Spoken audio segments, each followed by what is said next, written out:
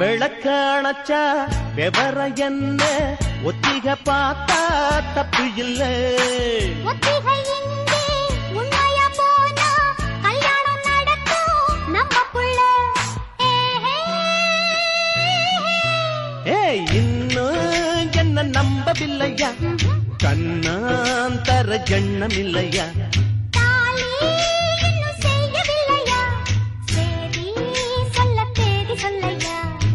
காக்கி சட்டை போட்டம் மச்சான் களவு செய்ய கண்ணம் வச்சான்.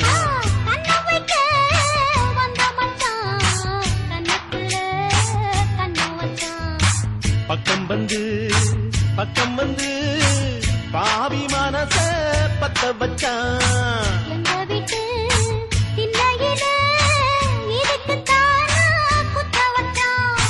காக்கி சட்டை போட்டம் மச்சான் களவு செய்ய கண்ணம் வச்சான்.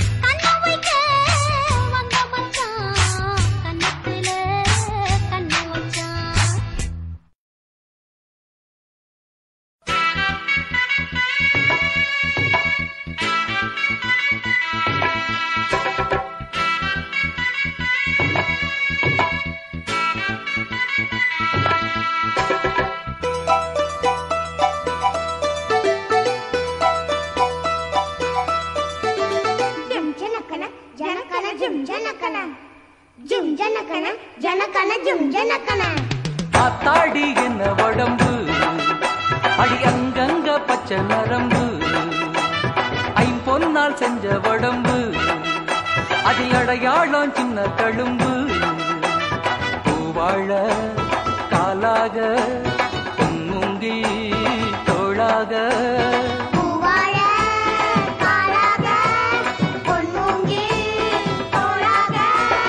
ஆத்தாடி என்ன உடம்பு அடி அங்கங்க பச்சை நரம்பு ஐம்பொன்னால் செஞ்ச உடம்பு அதில் அடையாளம் சின்ன தழும்பு.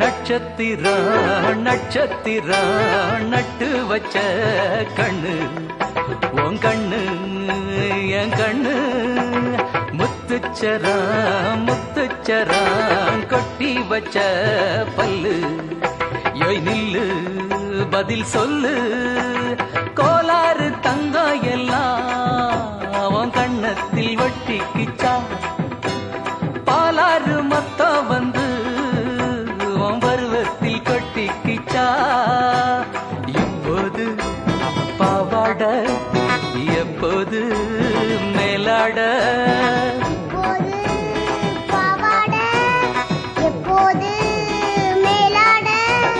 ஆத்தாடி என்ன உடம்பு அடி அங்கங்க பச்சை நரம்பு ஐம்பொன்னால் செஞ்ச உடம்பு. அன்பு வானொலியின் அன்பு நேயர்களே, நீங்கள் கேட்டு ரசித்துக் கொண்டிருப்பது உங்கள் அன்பு வானொலியின் அன்பு ராகங்கள் நிகழ்ச்சியை தொகுத்து வழங்குவது நான் உங்கள் அன்பு தொகுப்பாளனி கோவை கவி புவனா. இன்று அன்பு வானொலியில் வாங்க பேசலாம் என்னும் தலைப்பில் நமது அன்பு வானொலியில் இன்று திருநெல்வேலி மாவட்டம் முக்கூடல் அருகிலுள்ள மணிஜோதி ஆசிரமத்தில் இன்று நடைபெறுகின்ற 52வது கல்கி ஜெயந்தி விழா கொண்டாட்டம் மற்றும் சிறப்புகள் பற்றி மணிஜோதி ஆசிரம பக்தர்களுடன் நான் உங்கள் அன்பு தொகுப்பாளனி கோவை கவி பூனா நடத்தும் உரையாடல் நிகழ்ச்சியை கேட்டு மகிழ்வோம். தங்களது கருத்துக்களையும் வாழ்த்துக்களையும் பகிருங்கள் அன்பு வானொலியின் அன்பு நேயர்களே.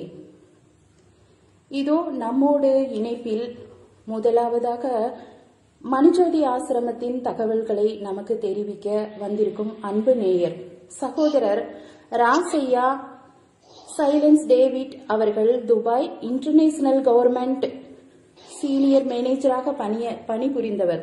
தற்போது கோவை மாவட்டம் காந்திபுரம் பகுதியில் வசிக்கிறார். மணிஜோதி ஆசிரமத்தோடு மிக நெருங்கிய தொடர்புடையவர். வணக்கங்க. வணக்கம்மா. வணக்கம். தங்களை அறிமுகப்படுத்திக்கோங்க அன்பு வானொலியின் அன்பு நேயர்களுக்காக. நேயர்கள் வணக்கம். இந்த வாய்ப்புக்காக நன்றி. என் பேர் ராசியா சைலத் டேவிட். நானே என் குடும்பமாக நாங்க துபாயில 2 வருஷம் நாங்க வாழ்ந்தோம். இப்போ சமீபத்தில் இந்தியா வந்திருக்கிறோம். கோயம்புத்தூர் காந்திபுரத்துல இருக்கிறோம். என்னுடைய குடும்பம் பாத்தீங்கன்னா என்னுடைய 2 பெண் குழந்தைகள், ஒரு ஆண் குழந்தை. 2 பெண்களும் அமெரிக்காவும் கேனடால இருக்கிறாங்க. பையன் இங்க படிச்சு கொண்டு இருக்கிறான். நானும் என் வைஃபும் கோயம்புத்தூர்ல இருக்கிறோம். வாழ்த்துக்கள். உங்ககிட்ட நீங்க உங்களுடைய சிறுவயதிலிருந்து மனுஜோதி ஆசிரமத்தோடு மிக நெருங்கிய தொடர்புடையவர்களாக இருக்கிறீர்கள். எனவே உங்களுக்கு மனுஜோதி ஆசிரமத்தின் அநேக ஆன்மீக அனுபவங்கள் இருக்கும். பகவான் ஸ்ரீ லஹரி கிருஷ்ணா மனுஜோதி ஆசிரமத்தை எந்த நோக்கத்திற்காக ஆரம்பித்தார், மனுஜோதி ஆசிரமத்தில் எவ்வகையான ஆன்மீக பணிகள் நடைபெறுகின்றன என்பதை அன்பு வானொலியின் நேயர்களோடு பகிர்ந்து கொள்ளுங்களேன். கண்டிப்பாகமா. அதாவது மனுஜோதி ஆசிரமம் சொல்றது வந்து 1963 தொடங்கப்பட்டது. அது ஐயா பகவான் ஸ்ரீ லஹரி கிருஷ்ணா தொடங்கி வைத்தாங்க. அதோடைய மெயின் நோக்கமே பாத்தீங்கன்னா, அதாவது ஜாதி மதம் இன்றி ஒரு ஒரு இடத்துல ஒன்றே குலம் ஒருவனே தேவன்கிற பேர்ல யார் வேணாலும் வந்து கடவுளுடைய ஞானத்தை பெறணும்னா அங்க வந்து தியானமா இருக்கட்டும், ஞானமா இருக்கட்டும், கிடைக்கக்கூடிய இடமாக திகழணும்னு சொல்லிதான் ஐயா வந்து லஹரி கிருஷ்ணா அதை வந்து ஆரம்பிச்சு வச்சாங்க. அதுல வந்து கிறிஸ்டியனோ ஹிந்துவோ முஸ்லீம் நாட்டு கிடையாது. யார் வேணாலும் வரலாம். எந்த மதம், யாரும் ஒரு யாரும் கேளுங்க. அதாவது ஒன்றே குலம் ஒருவனே தேவன், அதான் மெயின் அடிப்படையா இது வரைக்கும் மக்கள் வந்துட்டு இருக்கிறாங்க. ஐயா பல ரகசியங்கள், பல சத்தியங்கள் வந்து மக்களுக்காக சொல்லியிருக்கிறாங்க. அதெல்லாம் ரொம்ப எங்களுக்கெல்லாம் ரொம்ப ஆறுதலும் ரொம்ப பயமாக இருக்குதுமா, ரொம்ப பயன்பட்டு. இதான் மெயின் பாயிண்ட். என்னன்னா, அதாவது அந்த அந்த இடத்துல வர்றவங்க எல்லாம் கடவுளுடைய அருள் பெற்று முக்தி அடைவாங்க. அது மட்டும் இல்ல, இன்னும் ஆழ்மையான ஒரு இந்த சத்தியங்கள் இருக்குது. அது வந்து அங்க வந்த பிறகுதான் உங்களுக்கு புரியும். அதாவது இப்ப வந்து நான் சும்மா சொல்லிடலாம், அத நீங்க வந்து அதை உணரணும். அது அந்த போனாதான் இதெல்லாம் வந்து நம்ம போன்ல ஈஸியா சொல்லக்கூடிய விஷயங்கள் கூட அது மக்களுக்கு வந்து போய் சேராது. இப்போ நீங்க சொல்ல வர கருத்து என்னன்னா, ஒரு இனிப்பு பதார்த்தம் அப்படிங்கும் போது அதை நம்ம வந்து இந்த மாதிரி இந்த சர்க்கரை இல்ல தேன் கலந்த சுவையோடு நம்ம சொல்லும் போது இருக்கிறத விட அந்த சுவையை உணர்ந்தாதான் தெரியுங்கிற மாதிரி ஆசிரமத்துக்கு நம்ம போய் அங்க இருக்கிற அந்த பகவான் லஹரி கிருஷ்ணாவோட அருளை பரிபூரணமா உணரணும் அப்படின்னு சொல்றீங்க.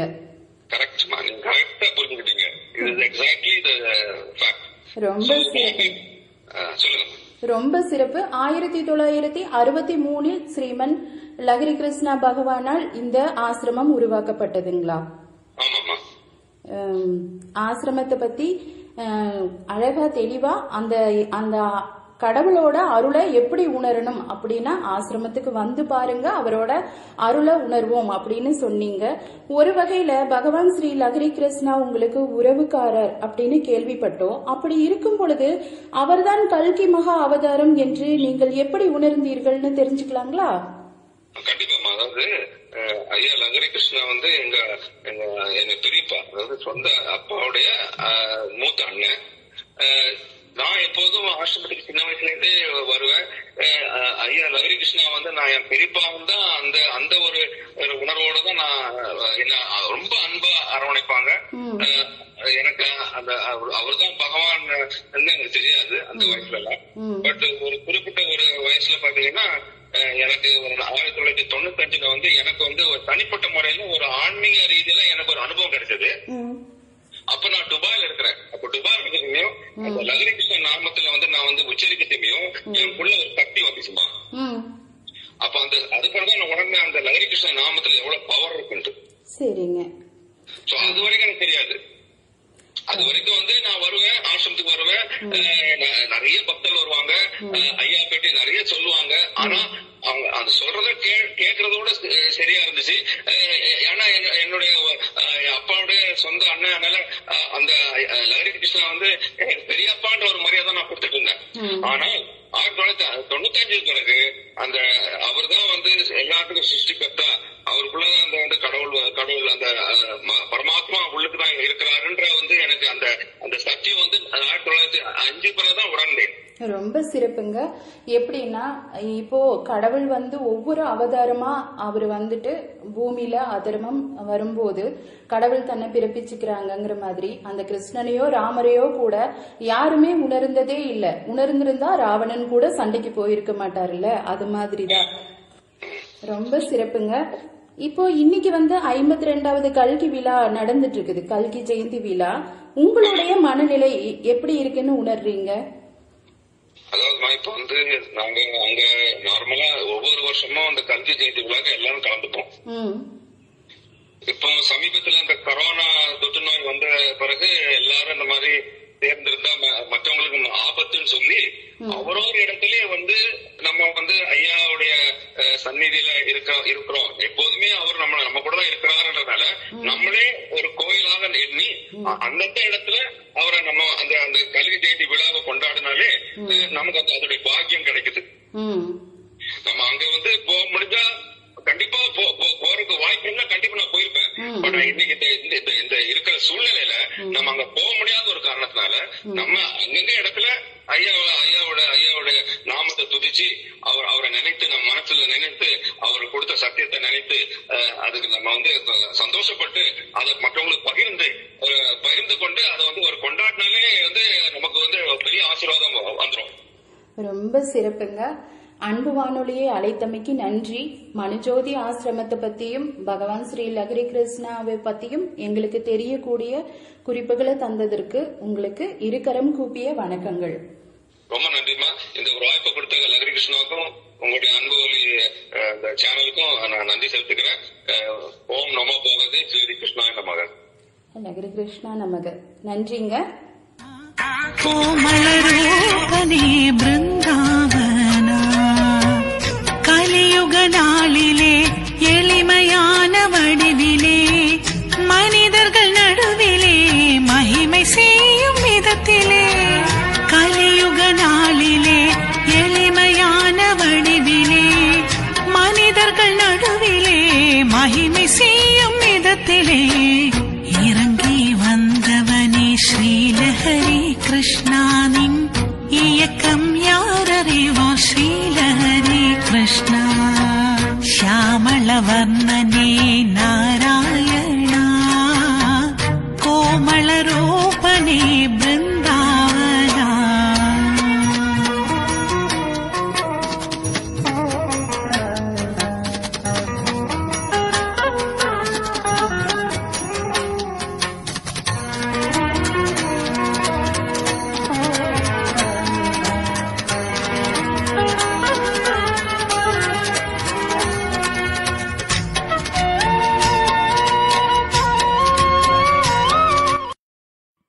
அன்பு வானொலியின் அன்பு நேயர்களே, இன்றைய அன்பு ராகங்கள் வாங்க பேசலாம் என்னும் தலைப்பில் மனுஜோதி ஆசிரமத்தில் கொண்டாடும் திருவிழாவான 52வது கல்கி ஜெயந்தி திருவிழாவை பற்றி நம்மோடு அன்பு வானொலியின் மனுஜோதி ஆசிரமத்தின் பக்தர்களோட கலந்துரையாடல் கேட்டு மகிழுங்கள். தங்களது கருத்துக்களையும் வாழ்த்துக்களையும் பகிருங்கள். அன்பு வானொலியின் அன்பு உள்ளங்களே, இதோ நம்மோடு இணைப்பில் வனிதா ஜெயக்குமாரி அவர்கள் சிறுமுகை பகுதியில் வசிக்கும் ஒரு கல்லூரி பேராசிரியை.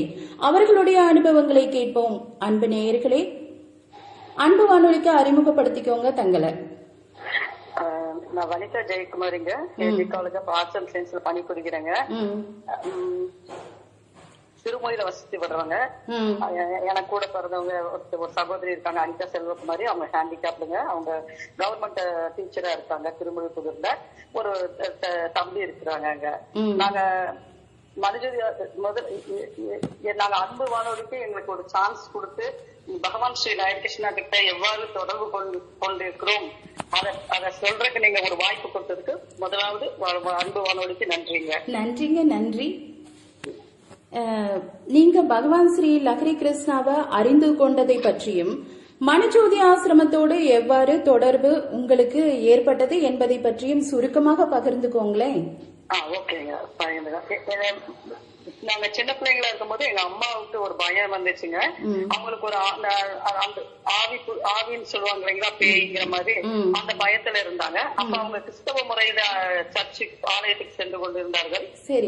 பாஸ்டரை கூப்பிட்டாங்க, அவங்க வரல. அந்த நேரத்துல மருஞ்சோதி ஆசிரமத்துல உள்ள ஊழியக்காரங்க, பகவான் ஸ்ரீ ஹரிகிருஷ்ணாவுடைய ஊழியக்காரங்க வந்து அவங்களே பிரேயர் பண்ணும்போது அது என்னங்கறத உணர்ந்து அவங்களே வந்து கேட்டாங்க எங்க அம்மா கிட்ட. எங்க அம்மா அத சொன்னாங்க, இந்த மாதிரி ஒரு சின்ன ஆவி பிடிச்சிருக்குதுன்ட்டு. அத அவங்க பகவான் ஸ்ரீ ஹரிகிருஷ்ணா நாமத்துல எடுத்து போட்டாங்க. அதுல இருந்து பகவான் ஸ்ரீ ஹரிகிருஷ்ணாவை அம்மா கும்பிட்டாங்க. அம்மா கும்பிடுறதுனால சின்னதுல இருந்து நாங்களும் கும்பிட அவரை வணங்கணும். ஆனா நாங்க எப்போ 9வது படிக்கும் போது அந்த கடவுளுடைய அந்த டச்சுன்னு சொல்லுவாங்க இல்லைங்களா, ஆன்மீக டச், அத அவருடைய வார்த்தையை வாசிக்கும் போது, வேதங்களை வாசிக்கும் போது எங்களுக்கு இருந்துச்சு. அதுல இருந்தே பரிபூர்ணமா ஸ்ரீ பகவான் ஹரிகிருஷ்ணாவை உணர்ந்து நாங்க இன்றைய தினம் வரைக்கும் வணங்கி கொண்டு வந்து கொண்டிருக்கிறோம். ரொம்ப சிறப்பு, ரொம்ப சிறப்பு. அவரோட அந்த உணர்வு அது உங்களுக்கு ஏற்பட்டது, அந்த கடவுள் அப்படிங்கக்கூடிய அந்த உணர்தல் உங்களுக்கு புரிதல் தெரிந்ததுன்னு சொல்றீங்க. ரொம்ப சிறப்புங்க. பகவான் லஹரி கிருஷ்ணாவை நீங்கள் எந்தெந்த நேரங்களில் பிரார்த்தனை பண்ணுகிறீர்கள்? அது நீங்கள் வைக்கும் முக்கியமான அந்த பிரார்த்தனையில வைக்கக்கூடிய முக்கியமான வேண்டுதல் என்னவா இருக்கும்? பகவான் ஸ்ரீ ஹரிகிருஷ்ணா அவர் எங்களுக்கு கொடுக்கப்பட்ட பிரார்த்தனை நேரங்களை நாங்க தவறாமல் பிரார்த்தனை பண்ணுவாங்க. காலை 5 to 6, மாலை 6 to 7. எங்களுக்கு அவங்க செயின் பிரேயர்னு ஒரு டைம் கொடுத்திருக்காங்க. எங்களுக்கு ஒதுக்கப்பட்ட டைம் வந்து 8 to 9 இரவு. அந்த நேரங்கள்ல பிரார்த்தனை நாங்க கண்டிப்பாக பண்ணுவோம். அது உலகம் முழுவதும் எல்லா பக்தர்களுக்கும் ஒவ்வொரு விதமான டைம் கொடுத்திருக்காங்க செயின் பிரேயருங்கிறத. அவங்க வீட்டுல இருந்து அவங்க பண்ணுவாங்க. அது போக நாங்க எல்லா நேரங்களையும் எங்களுக்கு எப்பமெல்லாம் பகவான் ஸ்ரீ ஹரிகிருஷ்ணாவை உணர்ந்து சந்தோஷப்படுறோமோ அந்த வேலைகளிலெல்லாம் அவரை பிரார்த்தனை பண்ணுவோம். ஏன்னா படைத்தான் படைப்பெல்லாம் மனுவுக்காய், மனுவை படைத்தான் தன்னை வணங்குவதற்காய். இறைவனை நம்ம வணங்குவதற்கு நேர காலங்கள் எல்லாம் தேவையில்லை. எப்பமெல்லாம் நம்ம நினைக்கிறோமோ அப்பமெல்லாம் வணங்கலாம்னு சொல்லி நாங்க பிரார்த்தனை பண்ணுவாங்க. ரெண்டாவது கேள்வி, பிரார்த்தனை என்னவா இருக்கும், வேண்டுதல் என்னவா இருக்கும் அந்த பகவான் ஸ்ரீ லஹரி கிருஷ்ணாவிடம்? இப்போ நீங்க பைபிள்ல பாத்தீங்கன்னா கிறிஸ்தேசுடைய இருக்கிற சிந்தையே உங்களில் இருக்க கடவுள்னு சொல்லியிருக்கிறாங்க. அப்படி பகவானுடைய சிந்தை நம்ம கிட்ட இருக்கணும். சோ பகவான் கிட்டயே அர்ப்பணித்து விடுவது நல்லது. அனுதினமும் என்னை வழிநடத்தும் பகவானே ஸ்ரீ ஹரிகிருஷ்ணா நாராயணா, நீரே எங்களை காத்து வரணும் அப்படின்னு சொல்லி பிரார்த்தனை பண்ணுவோம். அது மட்டும் இல்லாம எங்க சித்தம் நடக்கிறத விட அவருடைய சித்தமானது எங்க வாழ்க்கையில நடக்கணுங்கிறத கேட்போம். உலகம் முழுவதும் இருக்கிற பகவான் ஸ்ரீ ஹரிகிருஷ்ணாவுடைய பக்தர்கள் சுகமாகவும் பலத்தோடமும் இருக்கணும்னு நினைப்போம். மரணமெல்லாம் பெருவாழ்வு அவரு கொடுக்கணுங்கிறத நாங்க பிரார்த்தனையில வைப்போங்க. ரொம்ப சிறப்புங்க. நீங்க இப்ப சொல்லிட்டு இருக்கும்போது செயின் பிரேயர்னு சொன்னீங்க, சங்கிலி ஜபம் அப்படிங்கிறது. அப்ப அது என்னன்னு தெரிஞ்சுக்கலாங்களா? சங்கிலி ஜபங்கிறது பகவான் ஸ்ரீ ஹரிகிருஷ்ணா முக்கியமா எங்களுக்கு கொடுத்திருக்காங்க அவரோட பக்தர்களுக்கு. அந்த சங்கிலி ஜபமானது எங்களை பாதுகாக்கிற ஒரு ஜபமாக இருக்கிறதுங்க. பிரார்த்தனை நேரமா இருக்குது. அந்த பிரார்த்தனை நேரத்துல நாங்க பிரார்த்தனையை தவறாமல் பண்ணணும். அப்படி பண்ணிட்டே நாங்க வரும்போது அவரு கொடுத்த வாக்கு ப்ராமிஸ் மரணமில்லா பெருவாழ்வு அதுக்கு உதவும். அதை நம்ம பெற்றுக்கொள்ளலாம். ரெண்டாவது, இந்த பிரேயர் பண்ணும்போது, அந்த செயின் பிரேயருங்கிறத பண்ணும்போது அந்தந்த நாளுக்குரிய பாதுகாப்பு நமக்கு பகவான் ஸ்ரீ ஹரிகிருஷ்ணா கொடுக்கிறார். நமக்கு எந்த ஒரு நோயும் வராது, வந்தாலும் நம்மளை ஒண்ணு சேதப்படுத்தாது. வேற ஏதாவது கஷ்டங்கள் வந்தாலும் நம்ம அந்த கஷ்டங்களை ஃபேஸ் பண்ணக்கூடிய தைரியத்தையும் ஞானத்தையும் பகவான் ஸ்ரீ ஹரிகிருஷ்ணா நமக்கு கொடுப்பார். ரொம்ப சிறப்பா அழகா சொன்னீங்க. வாழ்த்துக்கள் சகோதரி. அதே மாதிரி உங்ககிட்ட மற்றும் ஒரு கேள்வி, பகவான் லஹரி கிருஷ்ணா உங்களுக்கு ஏதேனும் வாக்கு அளித்திருக்கிறாரா? அதை பற்றி உங்களுடைய அனுபவங்கள் என்னவா இருக்கும் சொல்லுங்களேன். அவர் கல்கி மகாவதாரமா வரும்பொழுதே மக்களுக்கு அவர் கொடுத்த வாக்கு என்னவென்றால், நீங்க என்ன 100% பின்பற்றும் போது நான் கொடுக்கிற கட்டளைகளையும் கற்பனைகளையும் கை கொண்டு என்னை பின்பற்றும் போது மரணமில்லா பெருவாழ்வு நான் தருவேன்னு சொல்லியிருக்கிறாருங்க. அதுதான் முக்கியமானது. அது போக வேதங்கள்ல கூறப்பட்ட அனைத்து ப்ராமிஸும், அதாவது வேதங்களை கடவுள் சொன்ன அனைத்தும் நமக்கு உரியவைகள். ஏன்னா இந்த எல்லா யுகத்திலையும் கடவுள் வந்து ஒவ்வொரு பாகமா வந்திருக்கிறாருங்க அவதாரமா. ஆனா இந்த கல்கி மகாவதாரம்ங்கிறது தன்னுடைய சொந்த சரீரத்துல முழுசா அவரை கடவுள் தன்னுடைய சொந்த சரீரத்தை எடுத்து வந்திருக்கிறாரு. இதுல என்னன்னா இவர் நமக்கு கொடுக்கிற வாக்கு ப்ராமிஸ் வந்து சரணமெல்லாம் பெறுவாரு. அதே போக வேதங்கள் கொடுக்கப்பட்ட ஒவ்வொரு வாரி உன் போராட்டாரு இல்ல பகவத்கீதை எடுத்துட்டீங்கன்னா ஒரு கூட்ட மக்களை சிரஞ்சீவியா நான் எடுத்துட்டு போவேன்னு அவர் ப்ராமிஸ் பண்ணிருக்கிறாரு.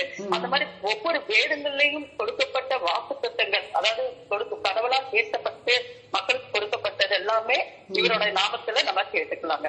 ஓ, அந்த ஒன்றே குலம் ஒருவனே தேவன் அப்படிங்கிற அந்த கொள்கையின்படி ஒரு ஆகமங்கள், வேத ஆகமமா இருக்கட்டும், பகவத்கீதையா இருக்கட்டும், குரானா இருக்கட்டும், அதில் இருக்கிற வாக்கு தத்தங்களும் அந்த ஸ்ரீமன் லகரி கிருஷ்ணாவோட வாக்கு தத்தங்களையும் நம்ம கேட்கும் போது இவரோட நாமத்துல அது நம்மளுக்கு திருவருளா கிடைக்குது அப்படின்னு சொல்றீங்க. ஆமாங்க, கண்டிப்பா. ரொம்ப சிறப்புங்க. அன்பு வானொலியை அழைத்தமைக்கு நன்றிங்க.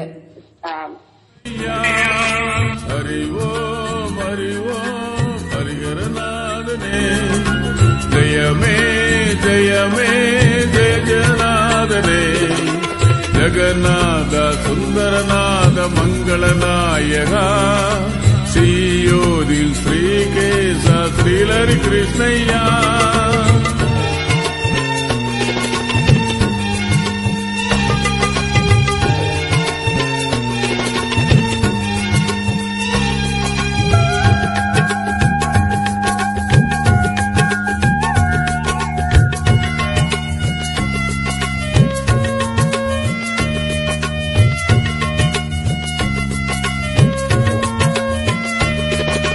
சிசுபாலனின் சம்ஹாரத்தில் பொறுமையை காட்டிய மதுசூதனா மாபலியிடம் ஒன்று அடிமன் கேட்டு அன்பு வானொலியின் அன்பு நேயர்களே, இன்றைய அன்பு ராகங்கள் வாங்க பேசலாம் என்னும் நிகழ்ச்சியில் நமது அன்பு வானொலியின் அன்பு ராகங்களில் இன்று சிறப்பு நிகழ்ச்சியாக 52வது கல்கி ஜெயந்தி விழாவை கொண்டாடும் மனுஜோதி ஆசிரமத்தை குறித்து அரிய தகவல்களை நமக்கு மனுஜோதி ஆசிரமத்தின் பக்தர்கள் தந்து கொண்டிருக்கிறார்கள். கேளுங்கள், கேட்டு தங்களது கருத்துக்களையும் வாழ்த்துக்களையும் பகிருங்கள். அன்பு வானொலியின் அன்பு உள்ளங்களே, இதோ நம்மோட இணைப்பில் பாலன் அவர்கள் கோவை வெள்ளக்கிணறு பகுதியில் வசிக்கிறார். மிக எளிமையான மனிதர், இருந்தாலும் பகவான் ஸ்ரீ லகரி கிருஷ்ணாவின் தீவிரமான பக்தர் இவர். வணக்கங்க. வணக்கங்க. அன்பு வானொலியின் நண்பர்களுக்கு எங்களுடைய வணக்கம். வணக்கங்க. தங்களை அறிமுகப்படுத்திக்கோங்க அன்பு வானொலியின் அன்பு நேயர்களோடு. சரிங்க. உங்க பெயர் என்ன, எங்க இருக்கீங்க? என் பெயர் பால்ராஜுங்க. வெள்ளக்கிணறு பகுதியில் இருக்கிறாங்க. சரிங்க. உங்களுக்கான கேள்வி, கல்கி ஜெயந்தி விழாவிற்கு எத்தனை வருடங்களாக மனுஜோதி ஆசிரமத்துக்கு நீங்க சென்று கொண்டிருக்கிறீர்கள்னு தெரிஞ்சுக்கலாங்களா? தெரிஞ்சுக்கலாங்க. நான் கடந்த 35 வருடங்களாக இந்த மனுஜோதி ஆசிரமத்துக்கு போயிட்டு இருக்கிறேங்க. 35 வருடங்களா மனுஜோதி ஆசிரமத்துல அந்த திருவிழாக்கள் எல்லா விழாக்களையும் கலந்துப்பீங்களா? ஆமாங்க, எல்லா விழாக்களையும் நாங்க கலந்துக்குவோம். மனுஜோதி ஆசிரமத்துல நடைபெறும் கல்கி ஜெயந்தி விழாவில் என்னென்ன சிறப்புகள் இருக்கும், அங்க எப்படி நிகழ்ச்சிகள் நடக்கும், அத பத்தி கொஞ்சம் சொல்ல முடியுங்களா? சொல்றேங்க. மனுஜோதி ஆசிரமத்தில் கல்கி ஜெயந்தியின் போது ஒன்றே குலம் ஒருவனே தேவன் என்ற நிகழ்ச்சியில் பல ஆன்மீக தலைவர்கள் தங்களுடைய ஆன்மீக சொற்பொழிவுகளை பற்றி பேசுவார்கள். அன்று சிறுவர்களுடைய கலை நிகழ்ச்சிகள் நன்றாக நடைபெறும். சிறுவர்கள் அனைவரும் வேதங்களில் உள்ள வசனங்களை மனப்பாடமாக சொல்லுவார்கள். இன்னும் அநேக நிகழ்ச்சிகள் நடைபெறும், மிகவும் சிறப்பாக இருக்கும். மே மாதத்தில் பள்ளி மாணவ மாணவிகள் கோடைகால விடுமுறையில் யோகா மற்றும் ஆன்மீக பயிற்சிகள் நடைபெறுங்க. இன்னும் பல நிகழ்ச்சிகள் நடைபெறுங்க. ரொம்ப அற்புதமா இருக்குங்க. சரிங்க. அப்போ ஒரு சிறுவர்களோட கலை நிகழ்ச்சிகள் எல்லாம் இந்த கல்கி மகா ஜெயந்தி விழால நடக்கும். அதே மாதிரி ஆன்மீக சொற்பொழிவெல்லாம் தருவாங்களா? ஆமாங்க, அதுல எல்லா ஆன்மீக தலைவர்களும் எல்லாமே பேசுவாங்க. பகவத்கீதை, குரான், பைபிள், இன்னும் உலகத்துல எல்லா வேதங்கள் படி பேசுவாங்க. அதெல்லாம் மக்களுக்கு ஒரு நல்ல ஆசீர்வாதமா இருக்குங்க, பலனுள்ளதா இருக்குங்க. ரொம்ப சிறப்புங்க. கல்கி ஜெயந்தி விழால சிறுவர்களோட கலை நிகழ்ச்சிகள் மற்றும் ஆன்மீக சொற்பொழிவுகள் அதுபோல ரொம்ப சிறப்பான அனுபவம் தரக்கூடிய நிகழ்வுகள் நடக்கும் அப்படின்னு சொல்லியிருக்கீங்க. மணிஜோதி ஆசிரமத்தின் சிறப்புகளாக நீங்க என்ன கருதுறதா நினைக்கிறீங்க? உங்க மனசுல மணிஜோதி ஆசிரமத்தின் சிறப்பு அப்படின்னு நீங்க எதை நினைக்கிறீங்க? மணிஜோதி ஆசிரமத்துங்க எல்லா வேதங்களும் சொல்லப்பட்ட கல்கி அவதாரம் தாமிரபரணி ஆற்றங்கரையில பக்கத்துல ஸ்ரீமன் நாராயண கிருஷ்ணா அவதரிப்பார் என்று எல்லா வேதமும் சொல்லப்பட்டுள்ளதுங்க. அது இப்பொழுது நிறைவேறியும் உள்ளது. பல சித்தர்கள் தீர்க்கதரிசிகள் சொன்ன வாக்குகள் எல்லாம் ஸ்ரீமன் நாராயண கிருஷ்ணாவுடைய வாக்குகள் நிறைவேறியுள்ளதுங்க. அது இனி எல்லா வேதங்களும் சொல்லப்பட்டிருக்குங்க. மணிஜோதி ஆசிரமம் அந்த தாமிரபரணி ஆற்றங்கரையில் அந்த முக்கூடலில் 3 ஆறுகள் சங்கமிக்கும் அந்த இடத்துல அந்த நாராயணர் தன்னை அவதாரமா காட்டுவார் அப்படிங்கறத நீங்க அங்க சிறப்பு அம்சமா சொல்றீங்க. ரொம்ப சிறப்புங்க. அருமையான தகவலை எங்களுக்கு சொல்லியிருக்கீங்க மணிஜோதி ஆசிரமத்தை பற்றி. அன்பு வானொலியை அழைத்தமைக்கு நன்றிங்க. நன்றிங்க.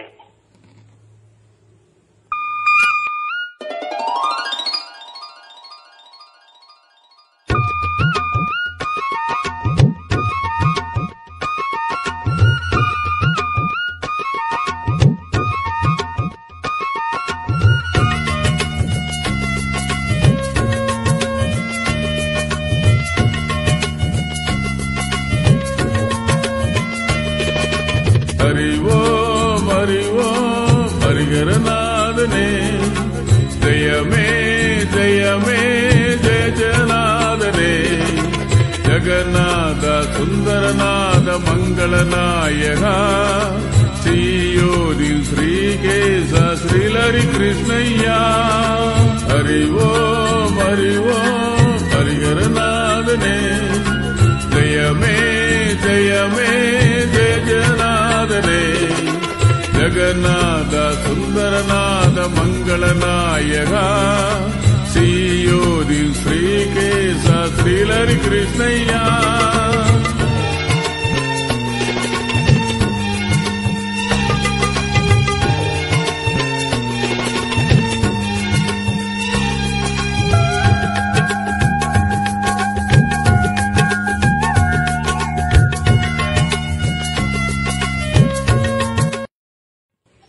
அன்பு வானொலியின் அன்பு நேயர்களை நீங்கள் கேட்டு ரசித்துக் கொண்டிருப்பது உங்கள் அன்பு வானொலியின் அன்பு ராகங்கள் நிகழ்ச்சியை தொகுத்து வழங்குவது நான் உங்கள் அன்பு தொகுப்பாளனி கோவிக்கவி பூனா.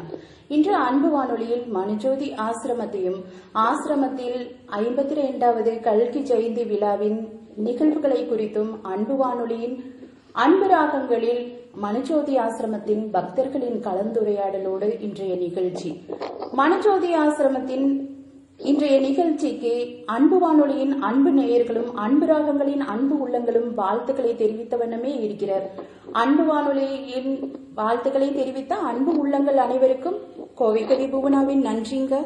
இதோ நம்மோடு இணைப்பில் சகோதரர் அருள்மொழி அவர்கள். கோவை மாவட்டம் நேரு நகரை சேர்ந்தவர். இவர் ஒரு ஆசிரியர், ஆங்கில புலமை மிக்கவர். வணக்கங்க. வணக்கம். வணக்கம் மேடம். அன்பு வானொலிக்கு அறிமுகப்படுத்திக்கோங்க தங்களை. நான் என்னுடைய பெயர் அருள்மொழிங்க.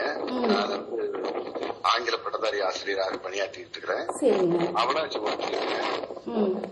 புதுப்பாளையங்கிற ஸ்கூல்ல நடுநிலை பள்ளியில நான் ஆசிரியராக பணியாற்றி கொண்டிருக்கிறேன். இந்த பள்ளியில நான் சேர்ந்து இப்போ ஒரு 11 வருடமாக பணியாற்றி கொண்டிருக்கிறேன். சரிங்க. அதற்கு முன்னதாக நான் 1972 இருந்து நான் இந்த மணிஜோதி ஆசிரமத்தோடு தொடர்பில் இருக்கிறேங்க. 1972ஆம் ஆண்டில் இருந்து. ஆமாங்க. ஆமா. சரிங்க. இப்போ தங்களுக்கு மணிஜோதி ஆசிரமத்தில் தங்கி இருந்த அனுபவம் உண்டா? அதை பற்றி கொஞ்சம் சொல்ல முடியுங்களா? கண்டிப்பாங்க. நான் கண்டிப்பா சொல்றேங்க. நான் 1972 நான் அங்க மணிஜோதி ஆசிரமத்துல நான் போயிருந்த பொழுதுங்க, நான் எனக்கு அப்பொழுது 4 வயசு அல்லது 5 வயசு தான் இருக்கும்னு நினைக்கிறேங்க. அந்த சமயத்துல என்னுடைய தாயார் என்னுடைய அக்கா மற்றும் அண்ணனோடு நான் அங்க போயிருந்தேங்க. சரிங்க. அங்க தங்கி இருந்த காலம் வந்து ஒரு கிட்டத்தட்ட ஒரு 5 வருடம் நாங்க அங்க தங்கி இருந்திருப்போம். ஆசிரமத்திலங்க, மணிஜோதி ஆசிரமத்துல. ஆமாங்க. அப்ப வந்து ஆசிரமத்துல வந்து நம்ம ஸ்ரீ லஹரி கிருஷ்ணா வந்து 3 பாளையமாக வந்து அந்த ஆசிரமத்துல தங்கிக்கூடிய மக்களுக்கு இடங்கள் ஏற்படுத்தியிருந்தார். மனுஜோதி ஆசிரமம், காந்தி நகர், அடுத்து தூத்துக்குடி, இந்த 3 இடங்கள்லயும் பக்தர்கள் தங்கியிருப்பதற்கு ஏற்பாடு பண்ணியிருந்தாங்க. அதுல நான் ஆசிரமத்திலயும் தங்கி இருக்கிறேன், தூத்துக்குடியிலயும் தங்கி இருக்கிறேன், ஒரு சில சமயத்துல காந்தி நகர்லயும் தங்கி இருந்திருக்கேன். சரிங்க. இப்ப அங்க தங்கி இருக்கீங்க, அங்க இருக்கக்கூடிய அந்த பிரார்த்தனைகள் எல்லாம் எப்படி இருக்கும்? நீங்க அத விளக்கமா கொஞ்சம் சொல்ல முடியுங்களா? கண்டிப்பா சொல்றேங்க. நான் வந்து சிறு வயதுல இருந்தே நான் வந்து இந்த பக்தியில வந்து ரொம்ப வளர்க்கப்பட்டிருக்கிறேங்க. நான் சிறு வயதா இருக்கும்போது என்னுடைய அன்னையார் வந்து பக்தியில என்னை வந்து அழைச்சிட்டு போவாங்க. தினமும் வந்து காலை மாலை 2 வேளைகள்லயும் வந்து தியானம் செய்யறது உண்டு. அந்த மாதிரி பழக்கம் நாங்க வந்து எங்க ஊர்ல இருக்கும் போதே நான் அங்க பழகி இருந்தேன். ஆனா நான் மனுஜோதி ஆசிரமத்துக்கு போன ஒரு பாடு அதே மாதிரியான அங்க செயல்பாடுகள் வந்து அந்த தியான நிலையத்துல இருந்தது. அதாவது 24 மணி நேரமும் அங்க வந்து பக்தர்கள் வந்து ஒன்று கூடி என்ன பண்ணுவாங்கன்னா பஜனை பண்ணிட்டே இருப்பாங்க. 24 மணி நேரமும். 24 மணி நேரமும். இப்போ உங்களுக்கு முன்னாடி ஒரு சகோதரி அவங்க தோழி சொன்னாங்க சங்கிலி ஜபம் அப்படின்னு. அது மாதிரி அந்த சங்கிலி மாதிரி அந்த 24 மணி நேரம் அங்க தொடர்ந்து பஜனைகள் நடந்து கொண்டே இருக்கும். ஆமா, நடந்து கொண்டே இருக்கும். சரிங்க. ரொம்ப சிறப்பான ஒரு செய்தி இல்லைங்களா? இப்போ ஒரு கோவில் அப்படின்னு எடுத்துட்டாலோ, ஒரு மசூதி இல்ல தேவாலயம் எது எடுத்துட்டாலும் ஒரு குறிப்பிட்ட அந்த கால நேரத்துல பூஜைகள் நடக்கும். ஆனா மனுஜோதி ஆசிரமத்துல 24 மணி நேரமும் அங்க பஜனைகள் நடக்கும் அப்படிங்கறதே ஒரு சிறப்பான தகவல். ரொம்ப நன்றிங்க. சொல்லுங்க. நன்றிங்க. அதுல வந்து அந்த 24 மணி நேரம் நடக்கக்கூடிய அந்த பஜனை வந்து எதற்காக நடத்தப்படுகிறது என்றால் அகில உலகமெங்கிலும் இருக்கக்கூடிய அந்த பக்தர்கள் இந்த வழி அழியக்கூடிய இந்த கலியுகத்துல அழிவிலிருந்து தங்களுடைய ஆத்மாக்களை பாதுகாத்துக் கொள்ளும்படியாக இறைவன் நமக்கு அளித்திருக்கக்கூடிய ஒரு அருமையான ஒரு வரப்பிரசாதம் தான் இந்த சங்கிலி துதி. இந்த சங்கிலி துதி வந்து ஒவ்வொரு ஊருக்கும் 1 மணி நேரமாக ஒதுக்கப்பட்டிருக்கிறது. அந்த மாதிரி அகில உலகம் எங்கிலும் இருக்கக்கூடிய எல்லா இடங்கள்லயும் இருக்கக்கூடிய மக்கள், இந்த பக்தர்கள் இருக்கிறாங்க இல்லைங்களா, அவங்களுக்கு ஒதுக்கப்பட்ட அந்த 1 மணி நேரத்தை அந்த மாதிரி சங்கிலி தோத்திரங்கள் அல்லது சங்கிலி அந்த பிரார்த்தனையில அவங்க கலந்துக்கிறாங்க. ஆனா ஆசிரமத்துல நீங்க பாத்தீங்கன்னா 24 மணி நேரமும் குடும்பமா அங்க இருக்கக்கூடிய 100 குடும்பம் இருக்குதுன்னு சொன்னா அதுல ஒவ்வொரு மணி நேரத்துக்கும் 2 குடும்பம் 3 குடும்பம் 4 குடும்பம் அப்படின்னு சொல்லி பிரிச்சிருப்பாங்க. அப்ப வந்து 24 மணி நேரம் பஜனை நடந்துகிட்டே இருக்கும். இது இல்லாம நாங்க வந்து இரவு நேர பிரார்த்தனை பாத்தீங்கன்னா இரவு 9 இருந்து விடியற்காலை 6 மணி வரைக்குமே பிரார்த்தனை நடக்கும். அதுலலாம் நாங்க சிறு பிள்ளைகள்ல இருந்து பெண்கள் தனியாகவும் ஆண்கள் தனியாகவும், சிறு குழந்தைகள்லாம் தாயாரோட பெற்றோர்களோட இருப்பாங்க. அந்த மாதிரி நானா சிறு வயதா இருக்கும்போது என்னுடைய தாயாரோட நான் என்ன பண்ணுவோம்னா கிட்டத்தட்ட 11 மணி வரைக்கும் நான் விழித்திருந்து அவர்கள் வந்து வலம் வந்து அதாவது தூக்கம் வருவதிலிருந்து தங்களை பாதுகாத்துக் கொள்ளணும்னு நடந்து கொண்டே பஜனை பண்ணுவாங்க. அந்த மாதிரி நடந்து கொண்டே பஜனை பண்ணும்போது அந்த பெரியவர்களோடு சேர்ந்து நானும் நடந்துகிட்டே 11 மணி வரைக்கும், இரவு 11 மணி வரைக்கும் நான் வந்து பிரார்த்தனையில கலந்துகிட்டு அதுக்கு மேல தூக்கம் வந்து போட அங்கேயே ஒரு பகுதியில நானே படுத்துருவேன். ஆனா அவங்க பெரியவங்களாம் விடிய பண்ணிட்டே தருப்பாங்க. அந்த மாதிரி பண்றது வந்து அங்க பண்ணக்கூடிய ஆத்துமாக்களுக்கும் அதே நேரத்துல உலகமெங்கிலும் வியாபித்திருக்கக்கூடிய எல்லா பக்தர்களுக்கும் நல்வினை கிடைக்க வேண்டும் என்பதற்காகத்தான் இந்த சங்கிலி ஸ்தோத்திரங்கள். ரொம்ப சிறப்பான ஒரு தகவலை சொல்லியிருக்கீங்க. இப்ப வந்துட்டு ஒரு இந்த கலியுக காலத்துல ஒரு இடைவிடாத ஒரு பிரார்த்தனை, அதுவும் ஒரு சிறு குழந்தையா இருந்தாலும் கூட அதை வச்சுட்டு கூட ஒரு தாய் அந்த பிரார்த்தனைய முழுமையா நிறைவேற்றுறது. ஒரு இரவு நேரங்கள் அந்த 11 மணிக்கும் கூட நீங்க சொல்லும் போது தூக்கம் வரணும், தூக்கத்தை தவிர்க்கணும் அப்படிங்கிறதுக்காக அந்த ஆசிரமத்தை சுத்தி வலம் அந்த பிரார்த்தனையை பண்றக்கூடிய அந்த ஒரு என்ன சொல்றது மெய் சிலுத்து போகுது. அது ஒரு மகிமையான ஒரு இதா இருக்கும் இல்ல. எவ்வளவு ஒரு சிறப்பான ஒரு தகவல், ரொம்ப இதா சொல்லியிருக்கீங்க. அதுவும் எப்படி ஆத்மாக்களுக்காக, அந்த ஒரு ஆத்மாக்கள் ஒரு நல்ல ஒரு ஆரோக்கியத்தோடு வாழ்றதுக்காகவும். இப்ப இந்த கொரோனா போன்ற பேரிடர் காலத்துல இருந்து இப்போ இந்த ஒரு பிரார்த்தனை நம்மள ஒரு வாழ வைக்கும் அப்படிங்கறதே ஒரு நம்பிக்கையா இருக்கும் பாருங்க. ஆமா, கண்டிப்பாங்க. ரொம்ப சிறப்புங்க, அரிய தகவலை சொல்லியிருக்கீங்க, மகிழ்ச்சி. சரிங்க. பகவான் லஹரி கிருஷ்ணா செய்யப்பட்ட அற்புத அடையாளங்கள், அவருடைய மகிமைகளை பற்றி உங்கள் அனுபவம் என்னங்க?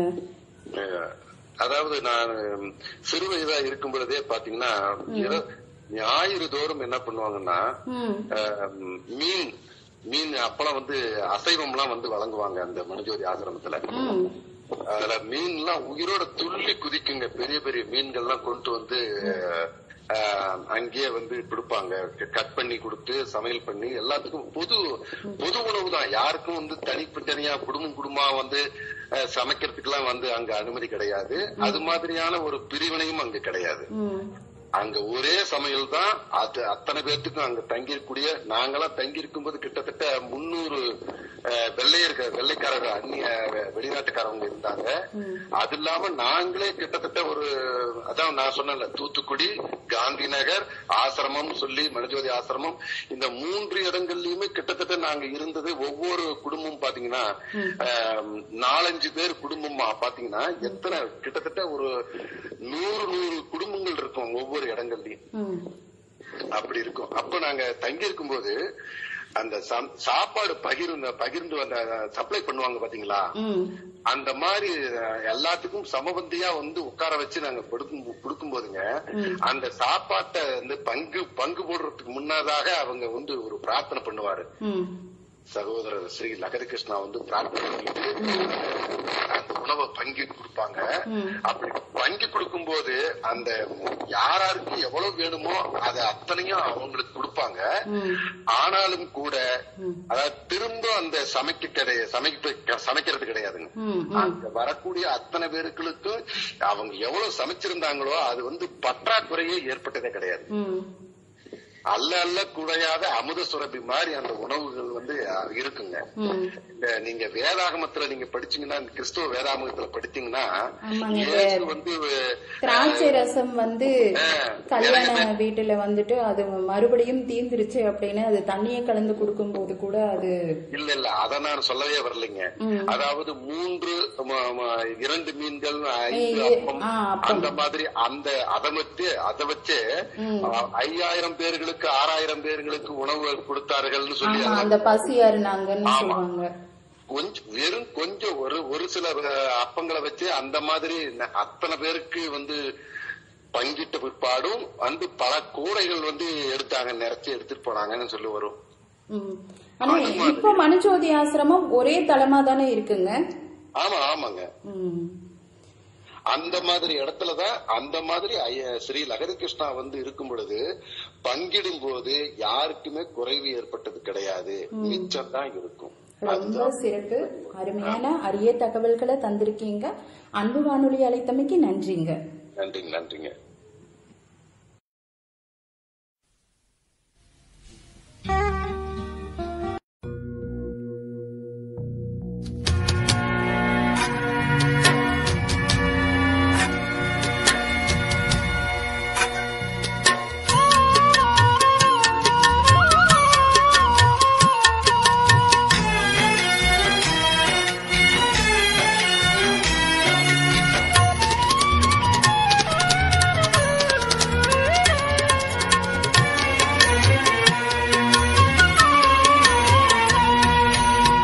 श्यामलवन्नने नारायणा कोमलरूपने बृन्दावना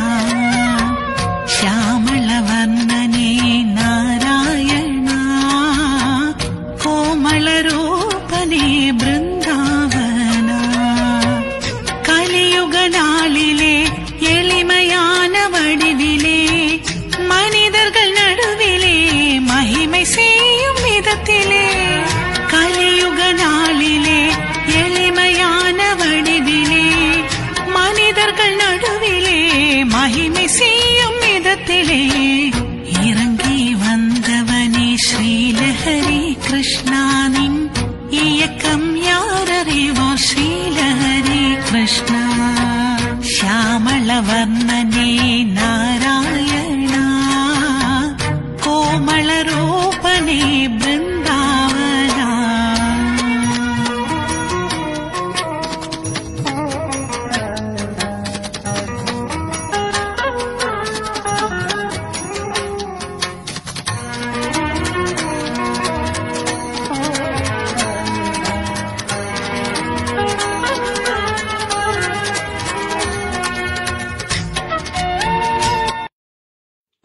அன்பு வானொலியின் அன்பு நேயர்களே, இன்றைய அன்பு ராகங்கள் வாங்க பேசலாம் என்னும் தலைப்பில் சிறப்பு நிகழ்ச்சியாக 52வது கல்கி ஜெயந்தி விழா மனுஜோதி ஆசிரமத்தில் நடைபெறும் விழாவை பற்றியும் மனுஜோதி ஆசிரமத்தின் அரிய தகவல்களை பற்றியும் கேட்டு மகிழ்ந்து கொண்டிருக்கிறோம். இதோ நம்மோடு இணைப்பில் வின்சென்ட் அவர்கள் மாதப்பூரை சேர்ந்தவர், சிறந்த தையர் கலைஞராக இருக்கிறார். வணக்கங்க. வணக்கம் மேடம். வணக்கம். தங்களை அறிமுகப்படுத்திக்கோங்க அன்பு வானொலியின் அன்பு நேயர்களும். மேடம், என் பேரு வின்சென்ட்டுங்க. கோயம்புத்தூர் மாவட்டம் சூலூர் தாலுகா கரவழி மாதப்பூர் கிராமத்துல இருக்கேன். சரிங்க. என்னுடைய தொழில் வந்து டெய்லர் தொழில். ஒரு 30 வருஷமா இந்த வேலையில இருக்கேன். அடுத்தபடியா நான் சொல்லுங்க நீங்க சொல்லுங்க.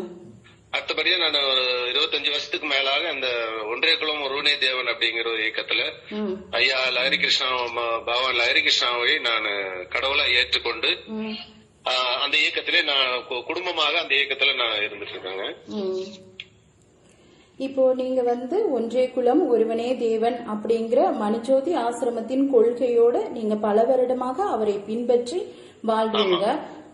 இந்த உயர்ந்த கொள்கையை எடுத்து செல்வதற்கு என்னென்ன வழிகளை நீங்க பின்பற்றீங்க? அதாவது முதலாவது சொல்லணும்னு இன்டர்நெட் மூலமாக, அதாவது இன்டர்நெட்ல பல வெப்சைட் இருக்குங்க. முதலாவது daysofsonofman.com, அடுத்தபடியா கல்கிமகா அவதாரம்.com, imamagadi.com, முத்தமிழ் சங்கம்.com அப்படின்ட்டு இன்டர்நெட் மூலமாக மக்களுக்கு வந்து இந்த கொள்கையை நாங்க பரப்பிட்டு மனுஜோதி ஆசிரமத்துல இருந்து பரப்பிட்டு இருக்காங்க. இன்னொரு தடவை இந்த இணையதளத்து மூலமா வரக்கூடிய அந்த .com பத்தி சொல்றீங்களா? முதலாவதாக daysofsonofman.com. Son of man. ஆமா, சரிங்க. அடுத்தது கல்கிமகா அவதாரம்.com, அடுத்தது imamagadi.com, அதுக்கு அடுத்தபடியா முத்தமிழ் சங்கம்.com. ரொம்ப சிறப்புங்க. இதுல எல்லாம் லஹரி கிருஷ்ணா பத்தியான மனுஜோதி ஆசிரமத்தை பத்தியான அரிய தகவல்கள் எல்லாம் இருக்கும் இல்லீங்களா? ஆமாங்க.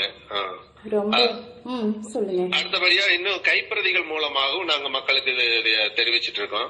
அதாவது நம்பினால் நம்புங்கள் அப்படிங்கிற ஒரு கைப்பிரதி வந்து பல பாகங்கள்ல வந்திருக்கு. 1, 2, 3, 4ன்னு பல பாகங்கள்ல வந்திருக்கு. பல மொழிகளில் கூட அது மனுஜோதி ஆசிரமத்துல இருந்து அச்சடிச்சு கொடுத்திருக்காங்க.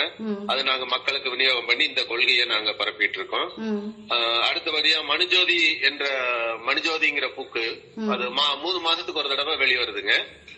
அந்த மனுஜோதி புக்ல வந்து அனைத்து வேதங்களின் ஆய்வு இதெல்லாம் வந்து அதை நாங்க மக்களுக்கு அதை விநியோகம் பண்ணிட்டு இருக்கோம். மனுஜோதி அப்படிங்கிற தலைப்புல வரக்கூடிய புத்தகம். ஆமாங்க. அது எப்படிங்க, மாத பிரதியா எப்படி வரும்? 3 மாசத்துக்கு ஒரு பிரதி வருங்க. 3 மாதங்களுக்கு ஒரு பிரதியா மனுஜோதி ஆசிரமம் மனுஜோதி அப்படிங்கிற தலைப்புல பிரதி வருதுங்க. ஆமா, அது வந்து அனைத்து வேதங்களின் ஆய்வு இதழ் அப்படிங்கிற இதுல வருது.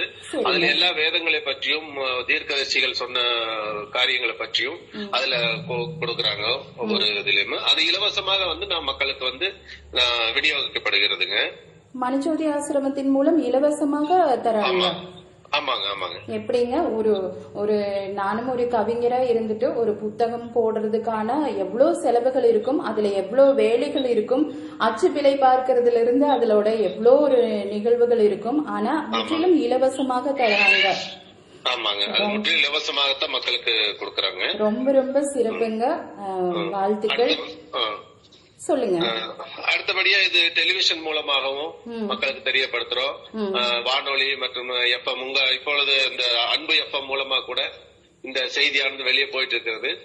அதற்காகவும் கூட நம்ம அன்பு எப்பமும் கூட நாங்க லஹரி கிருஷ்ணாவுடைய நாமத்துல வாழ்த்து நன்றிகளை கூட இப்ப நான் தெரிவிச்சுக்கிறேன். நன்றிங்க, நன்றி. சரிங்க, பரவாயில்லைங்க. இணையதளத்திலையும் கூட மக்கள் இனி பார்வையிடுவாங்க கண்டிப்பா.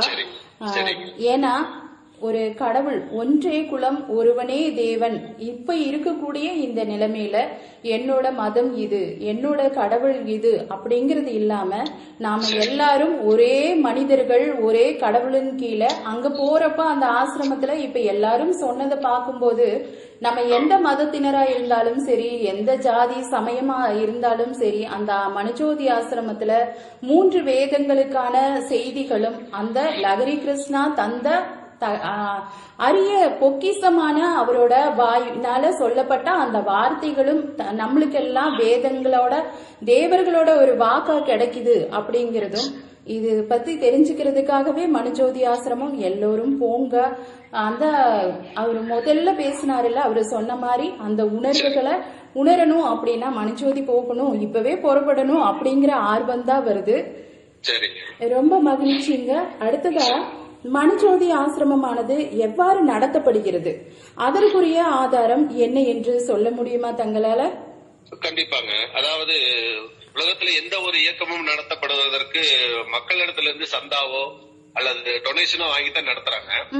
ஆனா இந்த மனுஜோதி ஆசிரமமானது அப்படி அந்த காரியங்கள் முற்றும் வேறுபட்டதா இருக்கிறது. எப்படின்னு கேட்டீங்கன்னா, இந்த ஆசிரமத்துல எந்த டொனேஷனோ அல்லது சந்தாவோ வாங்குறது இல்ல, ஒரு உண்டியல் வச்சு காணிக்கை வசூல் பண்றதும் கிடையாதுங்க.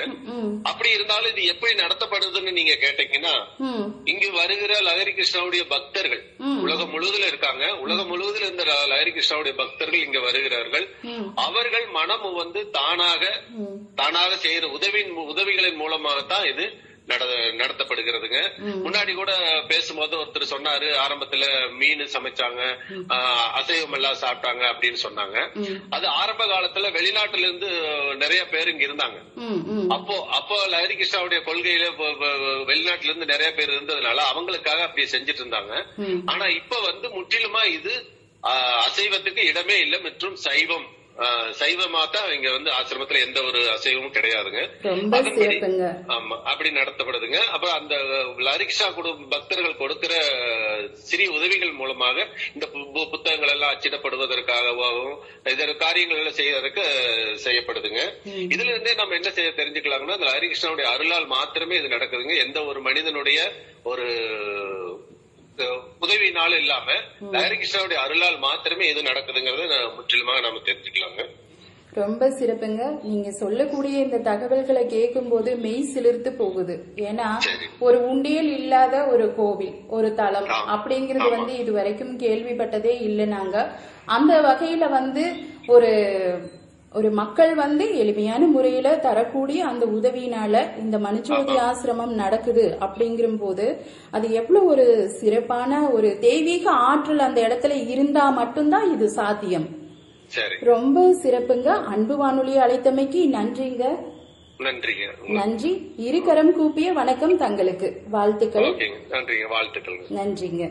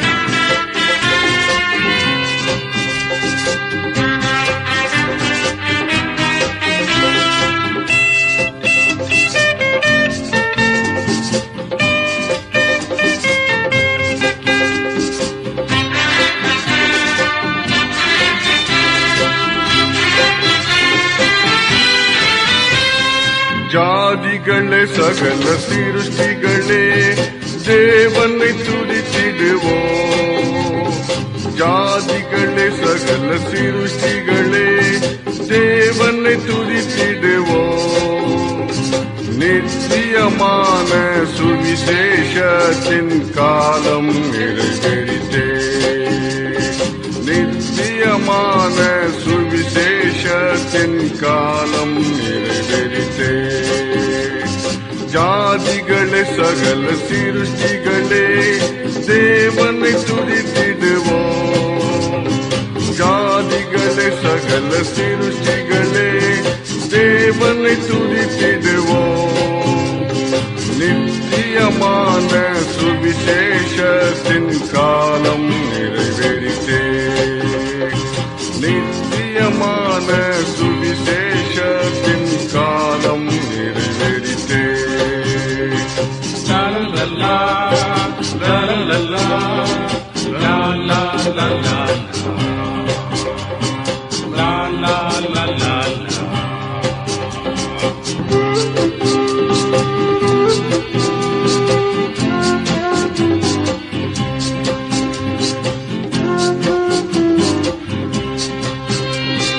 வானம் பூமி சமுத்திரம் யாவையும் படைத்த தேவனின்.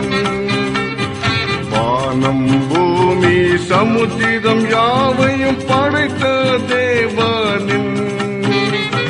நியாயம் தீர்க்கும் வேளை வந்ததே இந்த நாட்களிலே. நியாயம் தீர்க்கும் வேளை வந்ததே இந்த நாட்களிலே. இங்கு நம்மை கூட்டி சேர்த்தது அவர்தம் கிருபையே.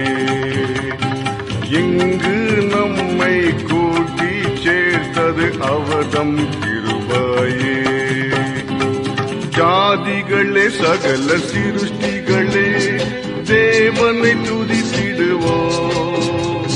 ஜாதிகளே சகல சிருஷ்டிகளே தேவனை துதித்திடுவோம். நித்தியமான சுவிசேஷத்தின் காலம் நிறைவேறிட்டே. நித்தியமான சுவிசேஷத்தின் காலம் நிறைவேறிட்டே.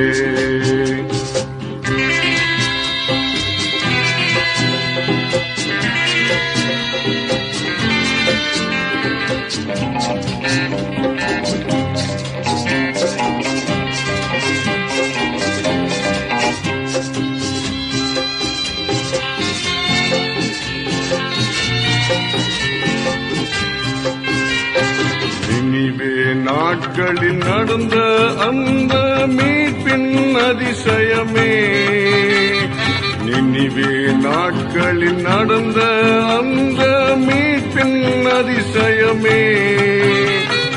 அவர்களின் கிரியைகளால் தேவன் ரட்சித்தாரே. அவர்களின் கிரியைகளால் தேவன் ரட்சித்தாரே. அவர் நினைத்த தீங்கிலிருந்து அவர்களை மீட்டாரே. அவர் நினைத்த தீங்கிலிருந்து அவர்களை மீட்டாரே.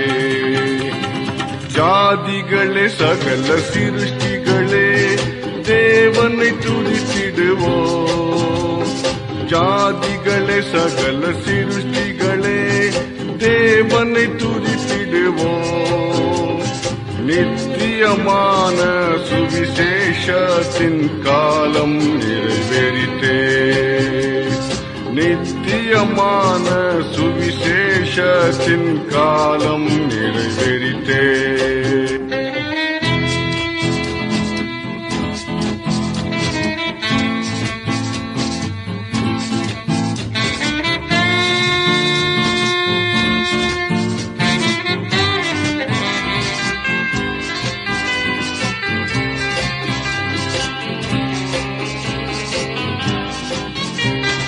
சகல ஜனங்களே பயத்துடன் நாம் எல்லாரும் பாடிடுவோம்.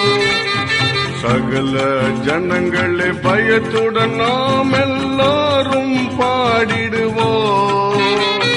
சேவிப்போம் முழு மனதால் சர்வ சிருஷ்டிகரை.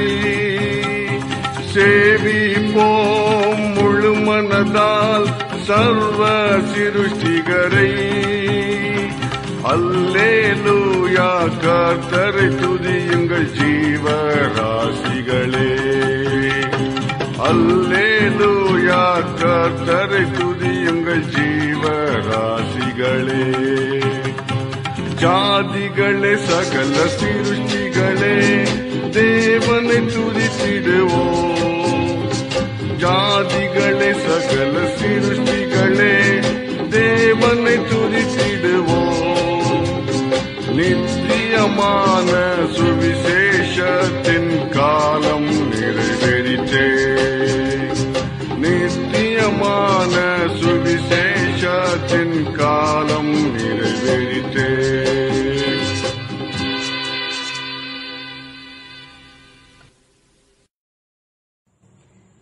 அன்பு வானொலியின் அன்பு ராகங்களின் அன்பு நேயர்களே, இப்போது பாடிய பாடல் திரு தேவாசிர் லாரி அவர்கள் ஸ்ரீமன் நாராயணர் ஸ்ரீ லஹரி கிருஷ்ணாவின் புதல்வர் அவரை இசையமைத்து பாடிய பாடல். அவர் தந்த சொற்பொழிவை கேட்டு மாறாத உள்ளங்களும் தாழ்மையான எண்ணங்களும் அன்பான உள்ளமும் கொண்டு மாறும் என்பது திண்ணம். அவர் இசையமைத்து பாடிய அந்த பாடலில் ஜாதிகளே சகல சிருஷ்டிகளே, சகல இந்த உலகத்தில் வாழும் அனைத்து உயிரினங்களும் உயிர்களும் தேவனை தொழ வேண்டும் என்று அவர் பாடிய அந்த பாடம் நமக்கெல்லாம் ஒரு பாடமாக அமைகிறது.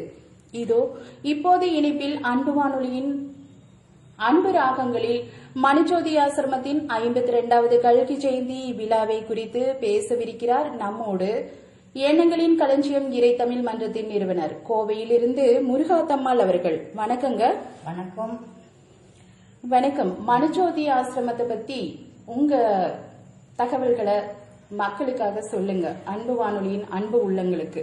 மனுஜோதி ஆசிரமம் சொன்னா, மனுஜோதி ஆசிரமம் இந்த 29 வருஷமா நான் மனுஜோதி ஆசிரமம் போயிட்டு இருக்கிறேன்.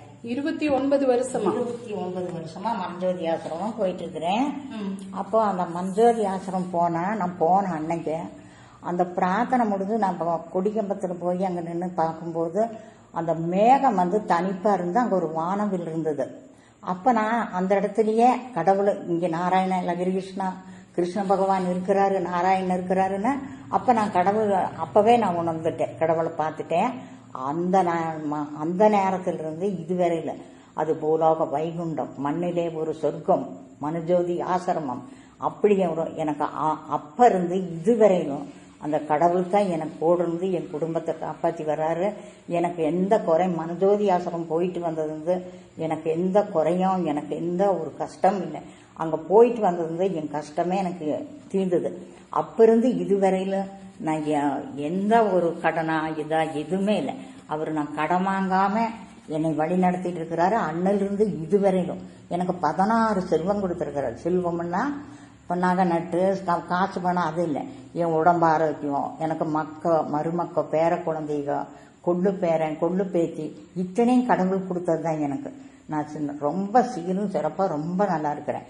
அப்ப அதே இதுல அண்ணிலிருந்து இன்னும் வரையிலும் நான் எங்க வெளியில போனாலும் ஒரு 10 புக்காவது 2 புக்காவது கையில் எடுத்துட்டு தான் எங்க வெளியில போவேன். பஸ் ஏறி போவேன், நடந்து போவேன், எங்க போனாலும் அப்படித்தான் போயிட்டு இருப்பேன். அப்ப அப்படி இருக்கும்போது எனக்கு வயதாக கார் ஏற முடியறதில்ல, பஸ் ஏற முடியறதில்ல, என்ன செய்யறது? கடவுள்கிட்டவே பிரார்த்தனை பண்ணி கேட்டேன், ஐயா நான் இப்படி இந்த புக்கு கொடுத்தா தான் என் மன நிம்மதி, எனக்கு புக்கு வர்றதெல்லாம் அடிக்கி செல்ஃபில் வச்சுட்டு இருக்கிறக்க என்னால் முடியல. அப்ப நான் கேட்டேன் ஐயா கிட்ட, ஐயா நான் ஒரு மக்களை சந்திக்கணும்னா நான் ஒரு கவிதை புக்கு போடுறேன்னா ஐயாட்ட பிரார்த்தனை பண்ணிட்டு நான் கவிதை புக்கு போட்டேன். அது போட்டதுல இருந்து கவி மக்களுக்கு நிறைய புக்கு மனுஜோதி புக்கு கொடுத்துட்டு இருக்கிறேன். அப்போ இப்போ ஒவ்வொரு கவியரங்கு நடத்தினாலும் ஒவ்வொரு ஊருக்கும் சென்னைக்கு எங்க கூட்டம் நடக்குதோ வெளிநாட்டிலிருந்து எல்லா பக்கமும் நான் அனுப்பிடுவேன், கொரியில வச்சு அனுப்பிடுவேன். 500 புக்கு 300 புக்கு 200 புக்கு இப்படி எப்படின்னு. இப்ப எனக்கு அந்த மனுஜோதி புக்கு எப்படி இருந்தாலும் எனக்கு 3 மாசத்துக்கு ஒருக்கா வர்ற புக்குல அதுல எனக்கு எத்தனை வந்தாலும் எனக்கு மீதி ஆகிறது 2-3 புக்கு தான் எனக்கு இருக்கும். அந்த அளவுக்கு எனக்கு ஐயா வழி நடத்துறாரு, லஹரி கிருஷ்ணா பகவான் வழி நடத்திட்டு இருக்கிறாரு. அம்மா, நீங்க சொல்றது ரொம்ப சிறப்பான தகவலை சொல்லிருக்கீங்க. மனுஜோதி புஸ்தகத்தை வந்துட்டு நீங்க எல்லா இடங்களிலும் கொண்டு போய் சேர்க்கணும் அப்படின்னு நீங்க புத்தகங்களை தரீங்க அப்படின்னு சொல்லிருக்கீங்க. நீங்க சொன்ன அந்த ஒரு வார்த்தை, எனக்கு அந்த கடவுள் அந்த 16 செல்வங்களையும் தந்திருக்கிறாரு அப்படின்னு சொல்லும் போது ஒன்னு குறிப்பிட்டு சொன்னீங்க, காசு பணம் மட்டும் செல்வம் அல்ல, எனக்கு ஆரோக்கியம், ஐஸ்வர்யம், அதே மாதிரி குழந்தை செல்வம், அதே மாதிரி ஞானம் கூட, இந்த அறிவை கூட அந்த கடவுள் தந்ததுன்னு சொல்லியிருக்கீங்க. ரொம்ப சிறப்பான தகவலை சொல்லியிருக்கீங்க. அதே போல எனக்கு எந்த குறையிலும் இந்த 5 வருஷமா தொடர்ந்து புக்கு போட்டுட்டு இருக்கிறேன். எனக்கு எந்த ஒரு குறையும் கடவுள் எனக்கு கொடுக்கல. அதனால நான் ரொம்ப நல்லா இருக்கிறேன். அந்த பிரார்த்தனை பண்ணிட்டே இருப்பேன். ஒரு நாளைக்கு 3 மணிக்கு எந்திரிச்சு பண்ணுவேன், 2 மணிக்கு பண்ணுவேன். ஒரு நாள் எனக்கு ஐயா கனவுல வந்தாரு. நான் வந்தோன்னே கேட்டுக்கிட்டேன், முருகத்தம்மா அப்படின்னு சத்தம் கேட்டுது. பார்த்தா ஐயா. அப்போ ஐயா நீங்க வாங்கய்யா அப்படின்னு ஒரு இரும்பு சேர் அதுல போய் உட்கார போனாரு. ஐயா இருங்கய்யா நான் சேர் எடுத்துட்டு வரேன்னா முடியாது. பார்த்தா சேர் எடுத்துட்டு போறக்குள்ள ஐயா காணோம். அப்ப நான் அன்னைக்கே போய் ஒரு புது சேர் வாங்கிட்டு வந்து அதை ஐயா ஸ்டார் ஊட்டி ஐயா வேண்டிட்டு இருக்கிறேன். ஐயா எனக்கு எந்த குறையும் வைக்கல. ரொம்ப சிறப்புங்கம்மா. நீங்க முதல் நாள் ஆசிரமத்துக்கு போயிருப்பீங்கல்ல, அந்த மனுஜோதி ஆசிரமத்துக்கு முதல் நாள் நீங்க போயிருப்பீங்கல்ல, அப்ப போகும்போது நீங்க எப்படி உணர்ந்தீங்க? நான் போய் பஸ் இறங்கும் போது ஒரு மனசுக்குள்ள அந்த கடவுளை நான் இந்த மனசுக்குள்ள எப்படி இந்த இறத்தடிக்கிற மாதிரி அந்த கடவுள் இந்த இடத்துல இருக்கிறாரு. எனக்கு அப்படியே ஒரு உணர்வு. எனக்கு அப்படியே அந்த மாதிரி இருக்கும்போது தான் நான் அவரை பார்த்தேன். நான் மேகத்துல வானவில்ல லரிஷ்ண ஐயாவை பார்த்தேன். அண்ணிலிருந்து இதுவரையில எனக்கு அவரு தான் கடவுள். இன்னைக்கு அவரு தான் என் குடும்பத்துக்கே ஒரு தலைவரா இருந்து எங்களுக்கு எந்த குறை இல்லாம ஒவ்வொரு ஆபத்து விபத்து வந்தா அந்தந்த நேரத்துக்கு ஐயா எனக்கு வழி நடத்துறாரு. ஒரு நாளைக்கு ஒண்ணு வேணும்னு சொன்னா ஐயா எனக்கு இப்படி வேணும் அப்படின்னு ஒரு வார்த்தை மனசுல நினைப்போம். நமக்கு அப்பவே கடவுளை அந்த நேரத்துக்கு எனக்கு வழி நடத்துவாரு. நான் நல்லா இருக்கிறேன். நான் ரொம்ப சிறப்பா சொன்னீங்க. வாழ்த்துக்கள். அன்பு வானொலியை அழைத்தமைக்கு நன்றிங்க.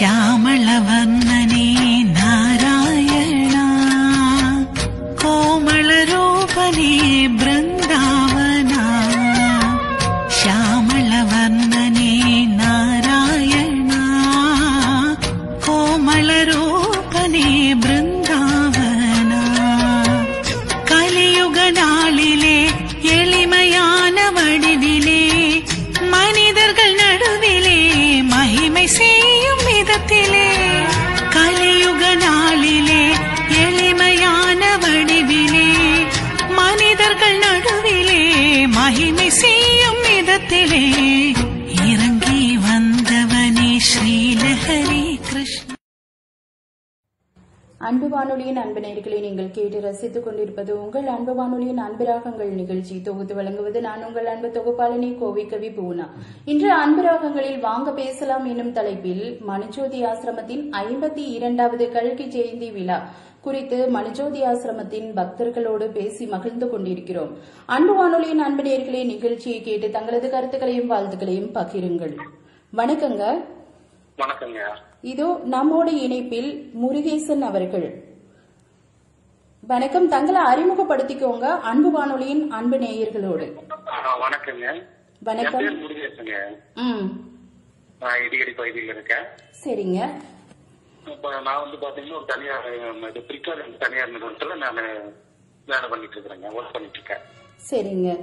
பகவான் ஸ்ரீ லஹரி கிருஷ்ணாவால் நீங்கள் எவ்வாறு ஈர்க்கப்பட்டீர்கள்? இப்போ முன்னாடி முருகாத்தம்மா சொன்னாங்க, எனக்கு மனுஜோதி ஆசிரமத்துல போறப்ப இந்த மாதிரியான உணர்வுகள் எல்லாம் கிடைச்சது அப்படின்னு. அது மாதிரி நீங்க எப்படி மனுஜோதி ஆசிரமத்துல அந்த லஹரி கிருஷ்ணாவால ஈர்க்கப்பட்டீங்க? உங்களோட அனுபவங்களை பற்றி அன்பு நேயர்களோடு பகிர்ந்துக்கோங்க. இப்ப நான் முதல்ல பார்த்ததுங்க லஹரி கிருஷ்ணாவை நாங்க இந்த ஸ்கூல்ல படிச்சுட்டு இருந்தோம். நான் ஒரு 8வது இடிகிற ஸ்கூல்ல. அப்ப 8வது படிச்சுட்டு இருக்கும் போதே பாத்தீங்கன்னா எனக்கு பாட்டு சொல்லி கொடுத்த டீச்சர் எங்களுக்கு இந்த லஹரி கிருஷ்ணாவை பத்தி சொன்னாங்க. பிரேமாவதி டீச்சர். அவங்க இந்த லஹரி கிருஷ்ணாவனால நிறைய நன்மைகள் பெற்றிருக்காங்க. அந்த நன்மைகள் எங்களுக்கு சொல்லி அவர் தான் அந்த பரம புருஷரு பரமாத்மா அப்படிங்கறத பத்தி எங்களுக்கு ஸ்கூல்ல சொல்லுவாங்க. ஏன்னா எல்லா பசங்களுக்கும் அவங்க சொல்லுவாங்க, நீங்க இந்த லஹரி கிருஷ்ணாவை நீங்க வணங்குனீங்கன்னா உங்களுக்கு நல்ல படிப்பு வரும், நல்ல பாதுகாப்பு உண்டு, நல்ல அறிவு வரும் அப்படின்னு சொல்லுவாங்க. அப்ப நாங்க சண்டை விட்டுருவோம், என்னடா சொல்றாங்க அப்படின்னு சொல்லி போட்டு. அதுக்கப்புறம் நான் பாத்தீங்கன்னா சின்ன வயசுலயே நான் இறைவனை பார்க்கணும் அப்படிங்கிற ஒரு நிச்சயம் ஆவல்ல இருந்தேன். பாத்தீங்கன்னா எங்க அம்மா முருக பக்தர். எங்க அம்மா பேர் சரஸ்வதி. அவங்க பாத்தீங்கன்னா இப்ப நான் சின்ன வயசுலயே பாத்தீங்கன்னா எனக்கு இந்த ஜீவன் இல்லாம போயிடும், உயிர் இல்லாம போயிடுமா. ஒரு 10 மாச குழந்தையா இருக்கும்போது பாத்தீங்கன்னா அடிக்கடி எனக்கு அந்த நினைவு இல்லாம போயிடுது. அப்ப அவங்க என்ன பண்ணுவாங்க, அடிக்கடி அவங்க அந்த முருகன் மேல பக்தியா இருக்கிறதுனால ஈஸ்வரன் பக்கத்துல ஈஸ்வரன் கோயில் இருக்கு, பழங்காலத்து கோயில். அந்த ராஜேந்திர சோழனால் கட்டப்பட்ட அந்த கோயில் இப்போ இருக்கு. அந்த கோயில் எல்லாம் அந்த கோயில்ல கிருத்திகளுக்கு அந்த பூஜை பண்ணுவாங்க அவங்க என்னோட பேர்ல. நான் நலம் தரணும் அப்படிங்கறதுக்காக. அப்ப பாத்தீங்கன்னா அதுல அவங்க என்ன பண்ணுவாங்க, அதுல அவங்களுக்கு தெரியாது, இதுக்காக ரொம்ப போராடி இருக்காங்க அடிக்கடி. ஆனாலும் அவங்க நம்பிக்கை விடல. அவங்க அந்த இறைவன் மேல இந்த முருகன் மேல இருக்கக்கூடிய நம்பிக்கை விடாம பண்ணிட்டு இருந்தாங்க. அப்போ ஒரு நாள் கிருத்திகளுக்கு இந்த மாதிரி எனக்கு ஆயிடுச்சு. இப்படி என்னோட வீடு போயிடுச்சு, போன மாதிரி படுத்திருக்க வீட்டுல படிக்க வச்சிருக்காங்க. அப்ப அவங்க அந்த கிருத்திகை நாள்ல வீட்டுல கண்ண மூடி உட்கார்ந்து இந்த மாதிரி தியானம் பண்ணிருக்காங்க இறைவனை குறிச்சு. அப்ப ஒரு வயசான ஆள் என்னை எடுத்து அவங்க அவளுடைய கையில கொடுக்குற மாதிரி அவங்க அந்த பகலையே கனவு கண்டிருக்காங்க. பார்த்திருக்காங்க நேரடிய தர்சனம். அப்ப அந்த தர்சனம் பார்க்கறதுக்கு முன்னாடி எனக்கு பெருந்த அந்த பிரச்சனை வரல. ஆனா அதே அந்த அந்த அறிவானது எழுதியதுக்குள்ள கடவுளை பார்க்கணும் அப்படிங்கிற ஒரு ஆர்வம் சின்ன வயசுல இருந்து ஏற்கனவே இருந்தது.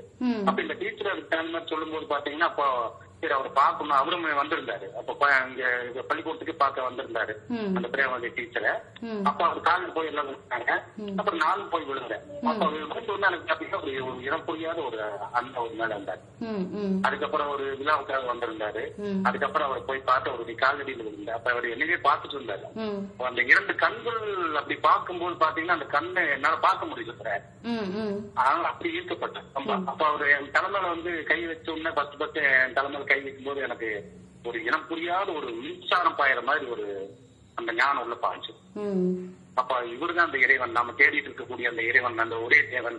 இந்த உலகத்துல பாத்தீங்கன்னா அந்த நிறைய பேரு பாத்தீங்கன்னா இறந்து போயிடுவான் அப்படிங்கறது எனக்கு எல்லாம் தெரியாது. அப்ப மனுஷன் இறந்துருவா அப்படிங்கிறது. அப்ப பாத்தீங்கன்னா அப்போ ஒரு சின்ன பையன்கிட்ட தான் கேட்கிறேன், ஒரு 4 பேர் தூக்கிட்டு போறாங்க. என்னடா தூக்கிட்டு போறாங்கன்னா இந்த மாதிரி ஒரு நாள் மனுஷன் செத்துட்டா அவன் தூக்கிட்டு போறாங்க அப்படிங்கிற. அப்ப மனுஷன் சாவானா அப்படின்னு கேட்கும்போது ஆமா ஒரு நாள் எல்லாரும் தான் போவாங்க அப்படின்னு.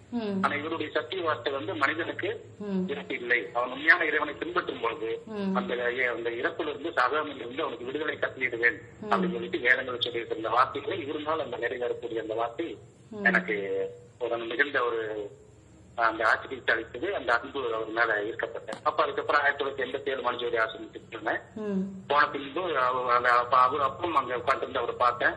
அவர் கை வைக்கும் போது எனக்கு ஒரு இனம் புரியாத ஒரு உணர்வு, ரொம்ப அந்த அவருடைய அருள் எனக்கு ரொம்ப அதிகமா கிடைச்சது. ஏன்னா இந்த உலகத்துல பாத்தீங்கன்னா காசு பணம் ஏதாச்சும் நீங்க என்ன சேர்த்தாலும் புண்ணியத்தை செய்யுங்க அப்படின்னு தான் சொல்லியிருக்காங்க.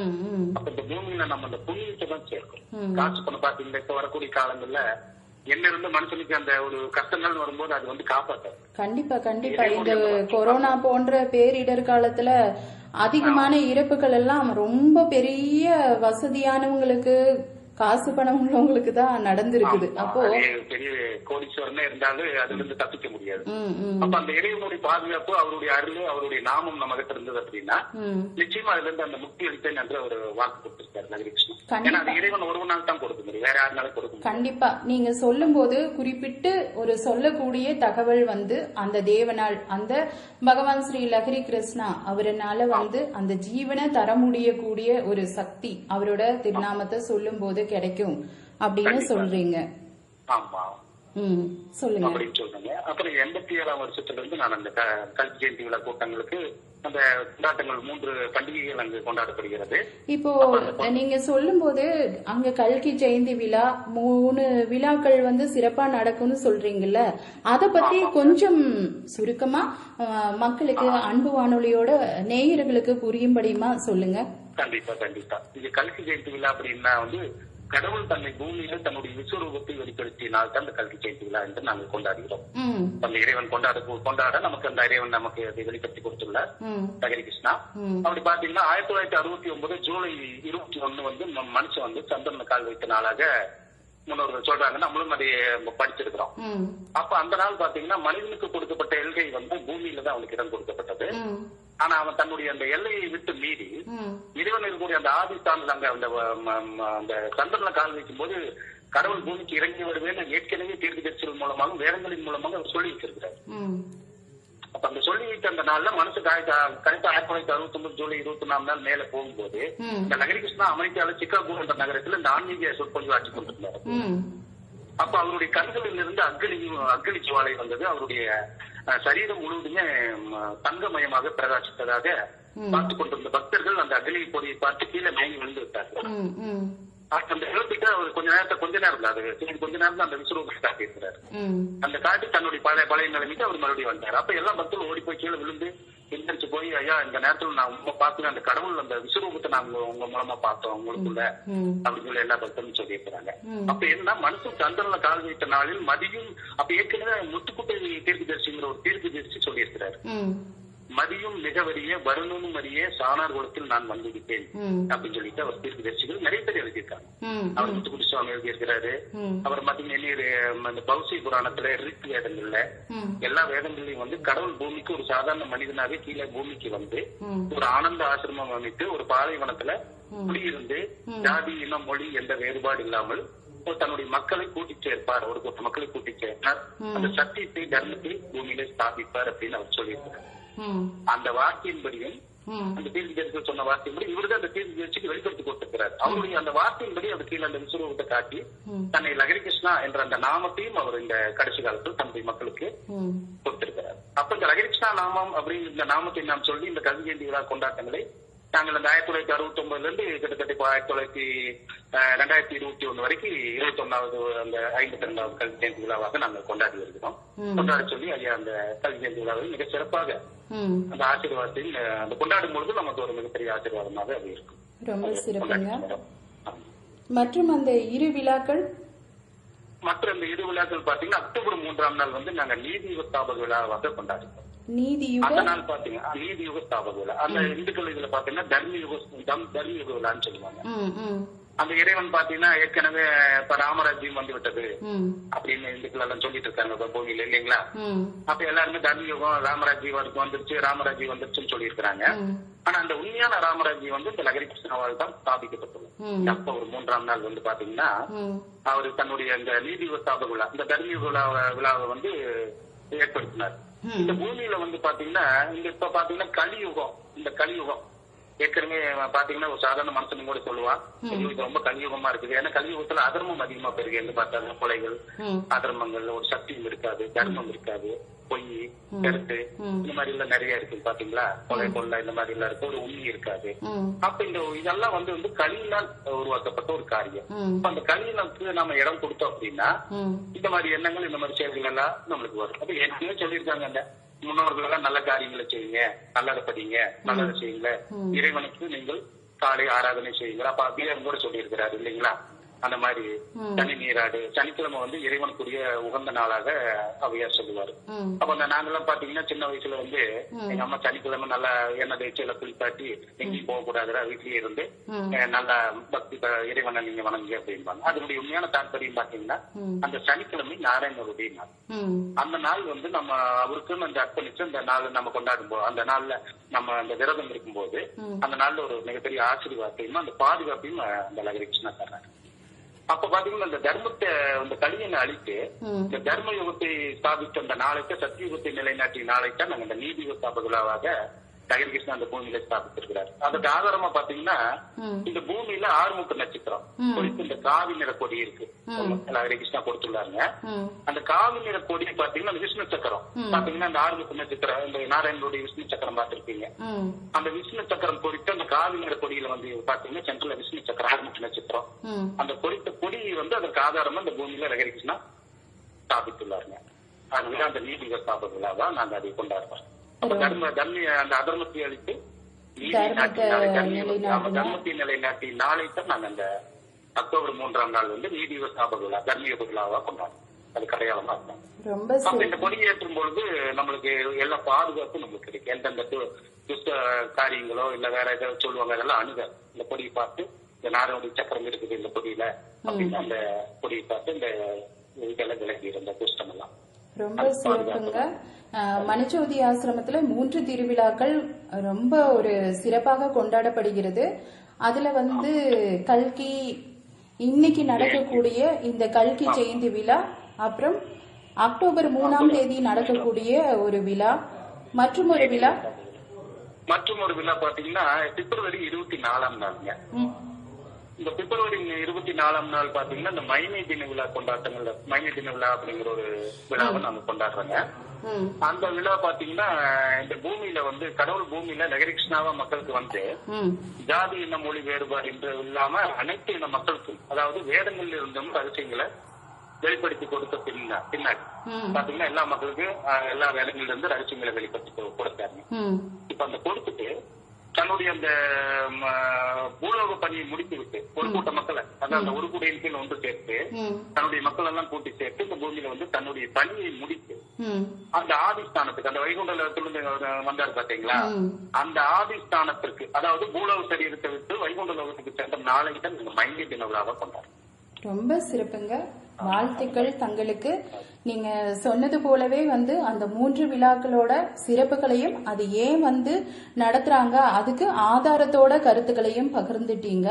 அதே மாதிரி சனிக்கிழமையை குறித்து நீங்கள் சொன்னது, அந்த சனிக்கிழமை வந்து அந்த பகவான் லகரி கிருஷ்ணாவுக்கு இப்ப வந்து எல்லா ஒரு அவையார் சொன்னது போலதான் சனிக்கிழமை சனி நீராடு, அந்த சனிக்கிழமை வந்துட்டு ஓய்வெடுங்க. இப்ப எண்ணெய் தேய்ச்சி குளிச்சுட்டு வெயில் எல்லாம் போக மாட்டாங்க. அப்ப என்னன்னா ஓய்வா இருக்கணும் அப்படிங்கறதுதான் அந்த இப்ப ஆசிரமத்தோட கொள்கையின் படியும் கூட சனிக்கிழமை வந்து ஓய்வு நாளா கடைபிடிக்கிறீங்க. கடைபிடிக்கிறேங்க. அதுதான் இந்துக்கள் வந்து சனிக்கிழமையே முக்கியமா சனி நீராடு அப்படிங்கும்போது வெளியே போகணும்னு சனி பிடிச்சிக்கோ, சனி என்ன கழிவுன்னு சொல்றாங்க. அதனால வந்து நீங்க அந்த எண்ணெய் தேய்ச்சி நல்லா குளிச்சுட்டு வீட்டுல இருந்து அந்த பகவானுக்கு தன்னுடைய அந்த நாளை நம்ம அர்ப்பணிச்சு அவருடைய வேதங்கள்ல இருந்தோம். அந்த சனிக்கிழமை நீங்க என்னென்ன பண்ணுவீங்க, எப்படி இருப்பீங்க? சனிக்கிழமை பாத்தீங்கன்னா அந்த வெள்ளிக்கிழமை சாயங்காலம் அவருடைய அந்த வேதத்தின் கணக்கின் ஆதாரம்படி பாத்தீங்கன்னா வெள்ளிக்கிழமை சாயங்காலம் 6 மணிலிருந்து சனிக்கிழமை 6 மணி வரைக்கும் தான் ஒரு நாள் அப்படின்னு சொல்லப்பட்டிருக்கு. அப்ப அந்த வெள்ளிக்கிழமை சாயங்காலம் 6 மணிக்கு முன்னாடியே நாங்க எல்லா பணிகளையும் முடிச்சிருவோங்க. இந்த சமையல் பண்றது மற்ற எல்லா காரியங்களையும் முடிச்சு பாத்தீங்கன்னா அந்த சனிக்கிழமை 6 மணி சாயங்காலம் 6 மணி வரைக்கும் அந்த ஓய்வு, அப்ப சரீரத்துக்கும் ஓய்வுங்க.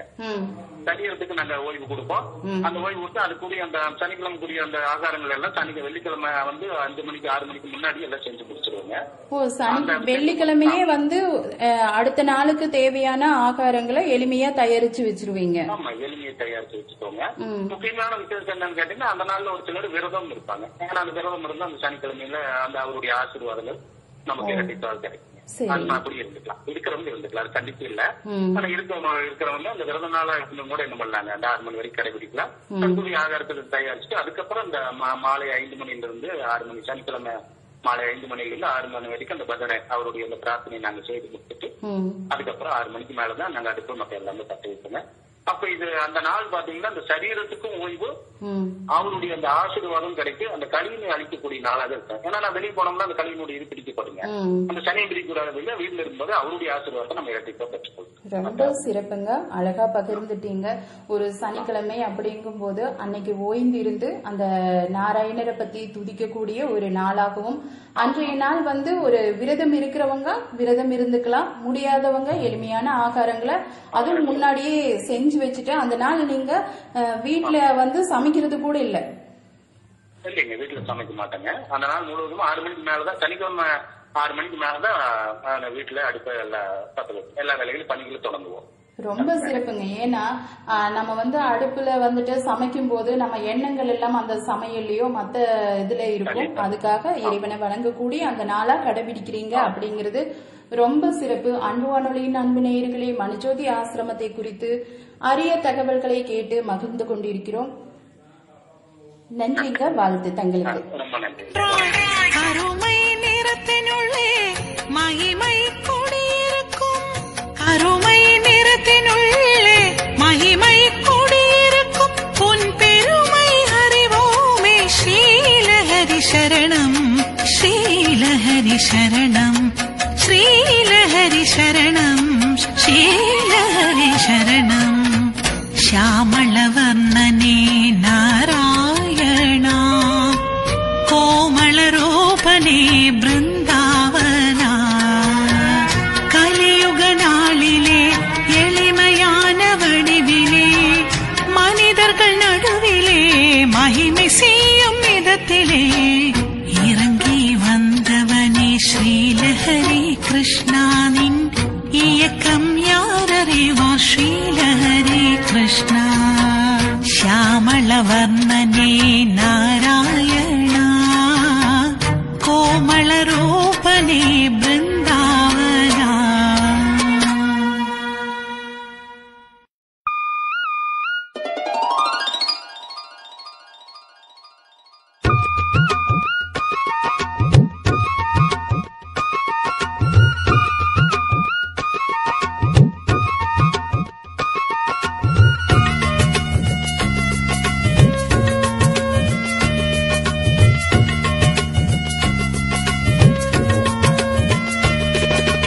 அறிவோம் அறிவோம் ஹரிகரநாதனே, ஜெயமே ஜெயமே ஜெய ஜெயநாதனே. ஜெகநாத சுந்தரநாத மங்களநாயகா, ஸ்ரீயோதில் ஸ்ரீகேச ஸ்ரீலரி கிருஷ்ணய்யா. அறிவோம் அறிவோம் ஹரிகரநாதனே, ஜெயமே ஜெயமே ஜெய ஜெயநாதனே. ஜெகநாத சுந்தரநாத மங்களநாயகா, ஸ்ரீயோதில் ஸ்ரீகேச ஸ்ரீலரி கிருஷ்ணய்யா. அன்பு வானொலியின் அன்பு நேயர்களே, இன்றைய அன்பு ராகங்களில் வாங்க பேசலாம் என்னும் தலைப்பில் மனுஜோதி ஆசிரமம் இன்று கொண்டாடப்படும் 52வது கல்கி ஜெயந்தி விழாவை குறித்து அன்பு வானொலியில் அன்பு ராகங்களில் அன்பு நேயர்களுக்காக மனுஜோதி ஆசிரமத்தின் தகவல்களை தெரிந்து கொண்டிருக்கிறோம். வணக்கங்க. வணக்கம். இதோ நம்மோடு இணைப்பில் ஜெய்சன் அவர்கள். வணக்கங்க, தங்களை அறிமுகப்படுத்திக்கோங்க அன்பு வானொலியின் அன்பு நேயர்களோடு. நான் பால் ஜெய்சன் பேசுறேங்க. இங்க சின்னிமலை மெகடாபுரத்துங்கிற இடத்துல இருந்து பேசுறேன். நான் இந்த மனுஜோதி என்கிற இந்த இதுல பாத்தீங்கன்னா பிறந்ததுல இருந்தே நான் இந்த மனுஜோதி ஆசிரமத்தோட தொடர்புல இருக்கிறேன். அது மட்டும் இல்லாமல் பாத்தீங்கன்னா நான் என்னுடைய அப்பா மூலமா தான் இந்த சத்தியத்தை தெரிஞ்சு கொண்டேன். அவருடைய பேர் பாத்தீங்கன்னா சத்தியநேசன் என்கிறது அவருடைய பேரு. நாங்க பாத்தீங்கன்னா இங்க நான் மட்டும் இல்ல, என்ன சார்ந்து நிறைய சகோதர சகோதரிகள் இந்த இடத்துல மனுஜோதியோட தொடர்பில் இருக்கிறோம்.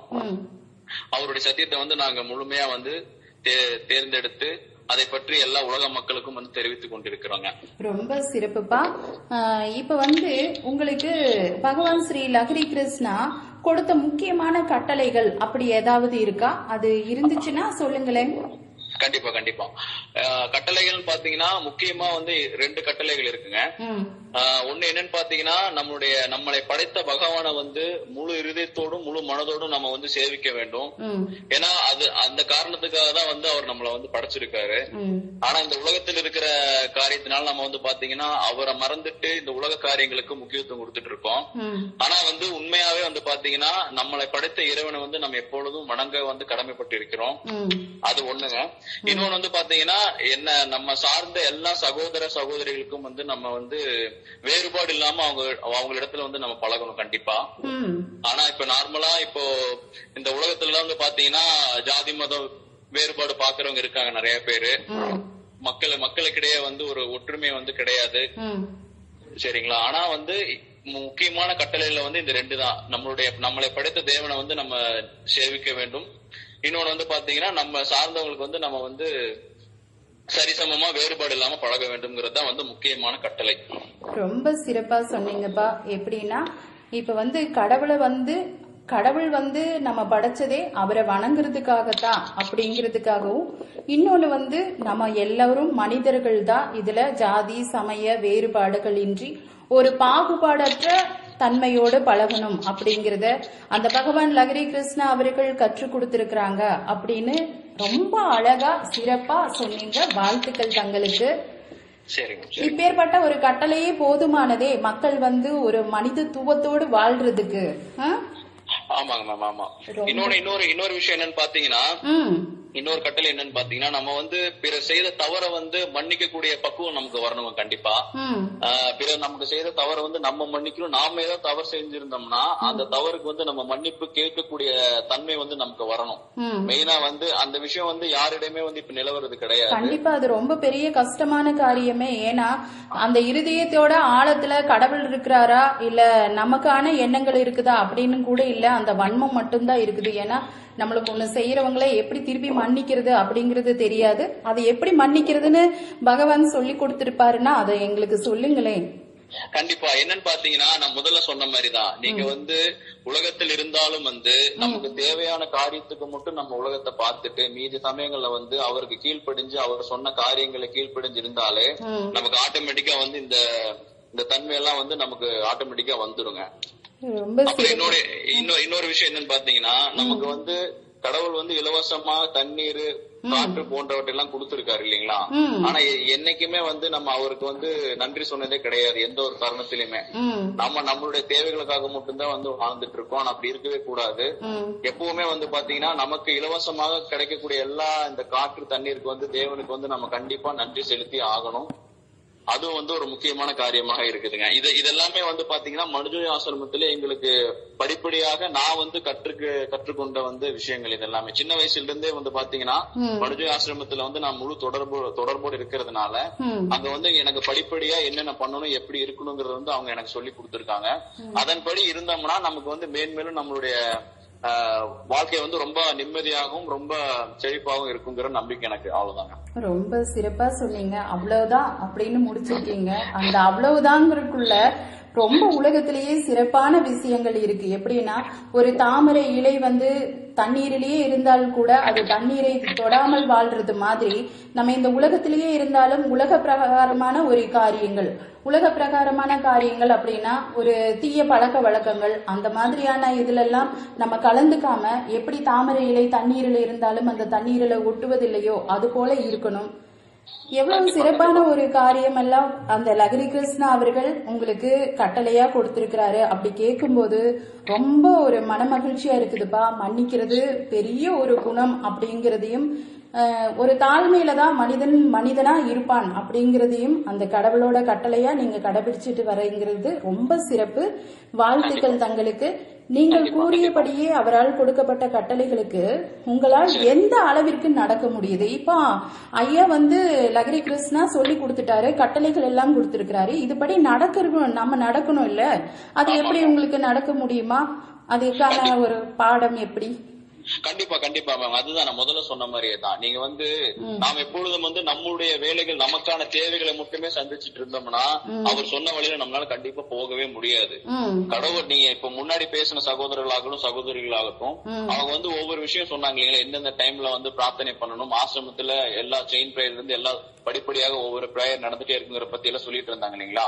அந்த மாதிரி நம்மளுடைய மனதை வந்து அவரை நோக்கி நம்ம செலுத்தணும். கண்டிப்பா ஏதோ ஒரு முழுமையா முடியலனாலும் நம்மளால முடிஞ்ச அளவுக்கு அவரை பத்தி அவர் நம்ம நினைவு கூர்ந்து அவருக்காக நம்ம இருக்கும் போதுதான் இந்த நம்ம இப்ப நீங்க கேட்ட விடைக்கு எல்லா விடைக்கும் உள்ள பதில் அதுலதான் இருக்கு. கண்டிப்பா. ஏன்னா இப்ப இந்த உலகம் போகக்கூடிய வேகத்துல வந்து பாத்தீங்கன்னா எந்த மக்களுமே வந்து அதை சிந்திக்கிறதே கிடையாது இல்லைங்களா?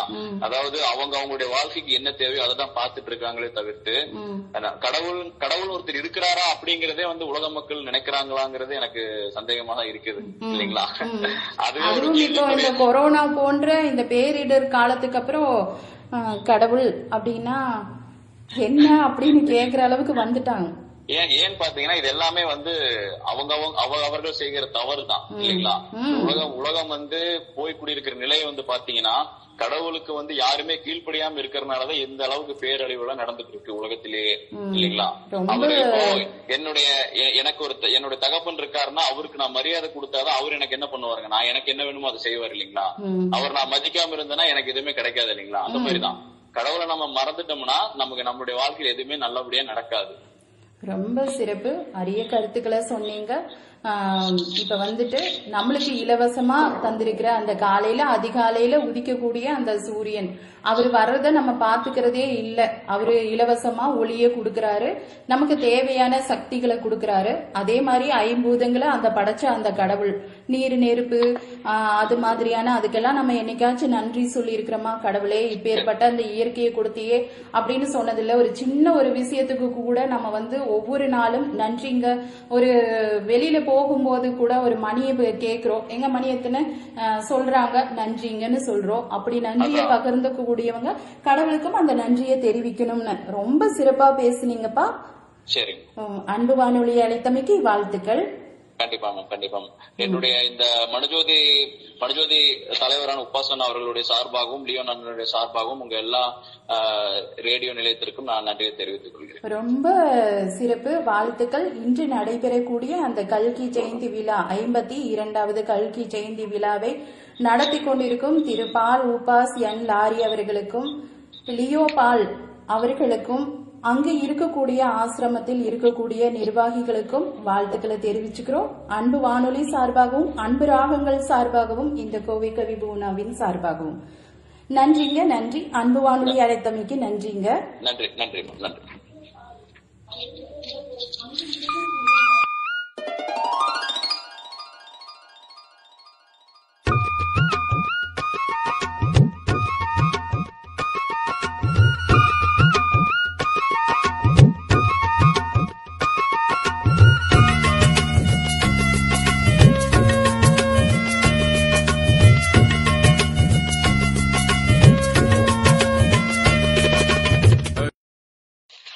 அன்பு வானொலியின் அன்பு நேயர்களே, இன்றைய அன்பு ராகங்கள் வாங்க பேசலாம் என்னும் தலைப்பில் மனுஜோதி ஆசிரமத்தை குறித்து அரிய தகவல்களையும் கேட்டு தெரிந்து கொண்டிருக்கிறோம். இதோ நம்மோடு இணைப்பில் ஜெபராஜ் அவர்கள்.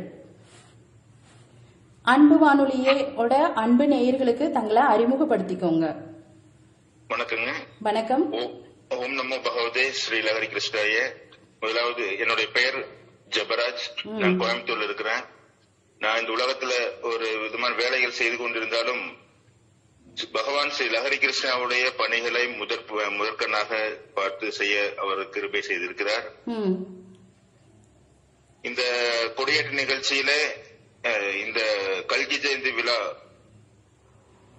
பற்றிய தகவல்களை உங்களுடைய அன்பு இணையதள வானொலியிலே ஒளிபரப்பதற்காக நாங்கள் மிகவும் நன்றி கடன் பட்டிருக்கிறோம். அதற்காக வாழ்த்துகளையும் நன்றிகளையும் தெரிவித்துக் கொள்கிறோம். சொல்லுங்க மேடம். கல்கி ஜெயந்தி விழாவை பற்றி விவரங்களை சிறிது விளக்கமா அன்பு இணையதள வானொலி நேயர்களுக்கு சொல்லுங்க. கல்கி ஜெயந்தி விழா என்பது இந்த நாட்களிலே மனுஜோதி ஆசிரமத்திலே மிக பிரதானமாக கொண்டாடப்படக்கூடிய ஒரு விழாவாக இருக்கிறது. பொதுவாக முதலாவது நாம் ஏன் இந்த விழாக்களை கொண்டாடுகிறோம் என்ற சிந்தனையுடையவர்களாக நாம் ஒவ்வொரு விழாவையும் கொண்டாட வேண்டியிருக்கிறது. பொதுவாக பார்த்தோம் என்றால் அநேக விழாக்கள் இந்த உலகத்தில் கொண்டாடப்பட்டு விட்டாலும் இந்த விழாக்கள் எதற்காக கொண்டாடப்படுகின்றன என்ற அந்த நினைவுகள், அதற்குரிய நினைவுகூறுதல் இல்லாமல் மக்கள் கொண்டாடுவதை நாம் பார்க்க முடிகிறது. ஆனால் கடவுள் தம்முடைய வருகையை பற்றி சொல்லும் பொழுது ஒவ்வொரு யுகத்திலும் கடவுள் ஒவ்வொரு அவதாரங்களாக வந்திருக்கிறார். அதைத்தான் பகவத்கீதையில் சொல்லப்படும் பொழுது எப்பொழுதெல்லாம் தர்மத்திற்கு குறைவும் அதர்மத்திற்கு நிறைவும் ஏற்படுகிறதோ அப்பொழுதெல்லாம் தர்மத்தை நிலைநிறுத்தும்படியாக என்னை நான் பிறப்பித்துக் கொள்கிறேன் என்று பகவத்கீதை சொல்கிறது. அதே விதமாக ஒவ்வொரு யுகத்திலும் கடவுள் ஒவ்வொரு அவதாரமாக வந்தார். ஆனால் இந்த கலியுகத்தை முடிப்பது ஒரு சிறப்பான காரியமாக இருக்கிறது. ஏனென்றால் இந்த யுகங்கள் இதோடு முடிவடைகிறது. அநேக யுகங்கள் இருந்தாலும் இந்த கலியுகத்துக்கு அடுத்தபடியாக வரக்கூடியது சக்தி யுகமாக இருக்குது. அந்த சக்தி யுகத்தை கலியுகத்தை முடிப்பதற்காகவும் சத்திய யுகத்தை ஆரம்பிப்பதற்காகவும் அந்த சத்திய யுகத்திலே கடவுளே ராஜ்ய பரிபாலனம் செய்ய போகிறார் என்பதற்காகவும் அவர் இந்த கலியுகத்தில் வரும் பொழுது தன்னுடைய சொந்த ரூபத்திலே கடவுளை தன்னுடைய சொந்த ரூபத்திலேயே ஒரு மனிதனாக இந்த பூமிக்கு வருகிறார். அப்படி வரும்பொழுது அந்த வருக்குடைய வந்து தன்னை வெளிப்படுத்தக்கூடிய நிகழ்ச்சியை தான் நாங்கள் வந்து கல்கி ஜெயந்தி விழா என்று கொண்டாடுகிறோம். முதலாவதாக நாம் கல்கி மகா அவதாரம் என்றால் என்பதையும் நாம் தெரிந்து கொள்ளணும். பொதுவாக வந்து பார்த்தீர்கள் என்றால் ஒன்றே குலம் ஒருவனே தேவன் என்று பொதுவாக சொல்லுவார்கள். ஆனால் நாராயணர் என்றும் கிறிஸ்தியஸ் என்றும் அல்லா என்றும் பற்பல நாமங்களால் அவர் அழைக்கப்பட்டாலும் கூட அது ஒரே பகவானைத்தான் குறிக்கிறது என்பதை மக்கள் உணர்வதில்லை. அதை உணர்ந்து கொள்ளக்கூடிய நிலைக்கு வர வேண்டும் என்பது ரொம்ப முக்கியமாக இருக்கிறது. கடவுள் ஒருவர் தான், ஒவ்வொரு மதத்தினருக்கும் ஒவ்வொரு கடவுள் இல்லை அப்படிங்கிறது தான் வந்து இந்த ஸ்ரீமன் நாராயண ஸ்ரீ ஹரிகிருஷ்ணா 10வது அவதாரமாக கல்கி மகா அவதாரமாக வந்து நமக்கு தெளிவுபடுத்துகிறார். ஆகவே வந்து இந்த கல்கி ஜெயந்தி விழா அன்றைக்கு அவர் வந்து பல்வேறு அவதாரங்களாக வந்தாலும் தன்னுடைய சொந்த ரூபத்தில் வந்த பொழுது 1969ஆம் வருடம் ஜூலை மாதம் 21ஆம் நாள் மனிதன் தனக்கு குறிக்கப்பட்ட எல்லையை மீறி சந்திரனில் கால் வைத்த பொழுது அவர் இந்த பூமிக்கு மனிதனாக இறங்கி வருகிறார். அப்பொழுது அவர் அமெரிக்காவில் இருந்தார். அமெரிக்காவில் சிகாகோ பட்டணத்திலே வந்து தன்னுடைய விசுவரூபத்தை காண்பித்தார். தான் வந்து இந்த கலியுகத்தை முடித்து தர்மத்தை ஆரம்பிக்க வந்த சாட்சாத் நாராயணர் என்பதை மக்களுக்கு தெரிவுபடுத்தும் விதமாக அந்த விசுவரூபத்தை காண்பித்தார். அந்த நாளைத்தான் நாம் வந்து கடந்த 52 வருடங்களாக கல்கி ஜெயந்தி விழாவாக நாங்கள் கொண்டாடி வருகிறோம். இந்த கல்கி ஜெயந்தி விழாவானது மூன்று காரியங்களாக நாங்கள் செய்கிறோம். மனிதராசனத்தில் அதை கொண்டாடுகிறார்கள். முதலாவது ஜூலை 1ஆம் தேதி கொடியேற்று விழாவாக கொண்டாடுகிறோம். இந்த கொடியேற்று விழா அன்பு கொடி, ஆதிபலி அன்பு கொடி என்று அது சொல்லப்படுகிறது. இந்த ஆதிபலி அன்பு கொடியானது கடவுள் வந்து ஆதியிலேயே அவருடைய ராஜ்யத்தின் போது இயற்றப்பட்ட கொடியாகும். அந்த அன்பு கொடி என்பது அது கலியினால் வந்து இந்த பூலோகத்திலிருந்து நீக்கப்பட்டு விட்டது. ஆகவே அவர் மறுபடியும் அந்த சொந்த ரூபத்திலே மனுஷனாக வரும் பொழுது வந்து தன்னுடைய ராஜ்யத்தை நிறைவேற்றுவதற்கு ஆதாரமாக முதலாவது அந்த கொடியை ஏற்றி கொடுத்தார். அந்த கொடியில பாத்தீங்கன்னா ஒரு வெள்ளை கோடு இருக்கும், பச்சை கோடு இருக்கும், நாராயணருடைய சக்கரம் இருக்கும், காவி நிற வண்ண கொடியாக அது இருக்கும். அதையெல்லாம் ஒரு உதாரணங்களாக எங்களுக்கு அதுல கொடுத்தார். அதாவது கடவுளுடைய மக்கள் அந்த வெள்ளை வண்ணத்தை போல அவருடைய நீதியுடையவர்களாக இருக்க வேண்டும், அவர் ஒருவர் தான் பரிசுத்தர் என்று சொல்பவர்களாக இருக்க வேண்டும், மற்ற மனிதனால் ஒருபொழுதும் பரிசுத்தமாக இருக்க முடியாது என்பதை காண்பிப்பதற்காக அந்த வெள்ளை நிறத்தை கொடுத்தார். பச்சை நிறமானது சத்தியத்தை குறிக்கிறது. கடவுள் ஒருத்தர் தான் சத்தியம். மனிதனாக வந்து அந்த கல்கி மகாவதாரம் ஸ்ரீ ஹரிகிருஷ்ணாவுடைய வாயிலிருந்து வந்த ஒவ்வொரு வார்த்தையிலும் தான் சத்தியம் என்பதை குறிக்கும் விதமாக அந்த பச்சை நிறமானது கொடுக்கப்பட்டது. அப்போ அந்த சத்தியத்துக்குரிய மக்களாக நாம் இருக்க வேண்டும் என்பதை காண்பிப்பதற்காகவும் அதை வந்து கொடுத்தார். அவ்விதமாக ஒவ்வொன்றுக்கும் நாராயணனுடைய சக்கரம் நம்மை பாதுகாக்கிறது என்று சொல்கிறோம். அந்த காவி நிறமானது ஆதி வேள்வியிலே கடவுளுடைய பிள்ளைகளுக்காக அவர் தம்மை அர்ப்பணித்தார் என்ற அந்த காரியத்தை நாம் நினைவு கூர்ந்து நம்மை அவருக்கென்று கடவுளுக்கென்று தியாக ஜீவியமாக வாழ வேண்டும் என்பதை காண்பிக்கும் விதமாக அந்த காவி நிறத்தை கொடுத்தார். இப்பேற்பட்ட அம்சங்களையுடைய அந்த அன்பு கொடியை நாங்கள் வந்து அந்த ஜூலை 1ஆம் தேதி ஏற்றுகிறோம். ரொம்ப சிறப்புங்க. அந்த கொடியில் இருக்கக்கூடிய அந்த வெள்ளை நிறம் அந்த கடவுள் பரிசுத்தர் என்பதை உணர்த்தக்கூடியதாகவும், அதில் இருக்கக்கூடிய பச்சை நிறம் சத்தியத்தை குறித்ததாகவும், காவி நிறம் ஆதி வேள்வியை குறித்ததாகவும், அதில் இருக்கக்கூடிய அந்த சக்கரம் வந்து அந்த மக்களை பாதுகாக்கக்கூடிய அந்த விஷ்ணு சக்கரமாகவும் அந்த கொடியில இருக்கு அப்படிங்கிறீங்க. ஆமா, கண்டிப்பா. ஒரு கொடியை தந்து ஒரு அரசாட்சியின் கீழே நம்மள அரசாள்ற அந்த பகவான் ஸ்ரீ ஹரிகிருஷ்ணாவுக்கு வாழ்த்துக்கள். சொல்லுங்க. கண்டிப்பா. அதே மாதிரி அந்த கொடி நீங்கள் வந்து அந்த அன்பு கொடியாக நடமாடும் அன்பு கொடியாக வாழ வேண்டும் என்று சொல்லி கொடுத்திருக்கிறார் எங்களுக்கு. அதனால அந்த நாங்கள் அன்பு கொடியாக வாழ வேண்டும் என்பதை காட்டும் விதமாக அந்த அன்பு கொடியையும் ஏற்றுகிறோம். சரிங்க. நம்ம எல்லாருமே அந்த கொடியை போல அதில் இருக்கக்கூடிய சத்தியத்தை கடைபிடித்து பரிசுத்தையும் அந்த பகவானுடைய ஆதி வேள்வியும் மனதில் நிறுத்தி ஒவ்வொருவரும் அந்த அன்பு கொடியாகவே வாழணும் அப்படிங்கிறது தான் அவரோட கட்டளை. கண்டிப்பா. கண்டிப்பா. ரொம்ப சிறப்புங்க.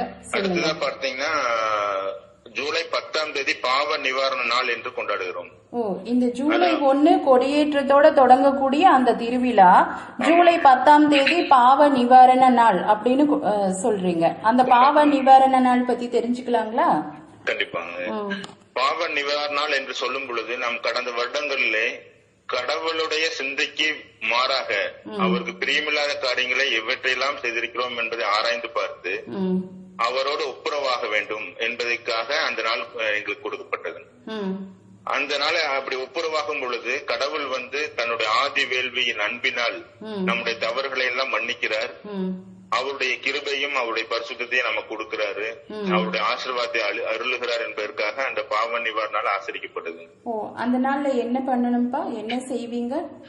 அந்த நாள்ல பாத்தீங்க சொன்னா நாங்கள் கடவுளுக்கு பிரியமில்லாத காரியங்கள் ஏதாவது செய்திருக்கிறோமா என்பதை ஆராய்ந்து பார்ப்போம்.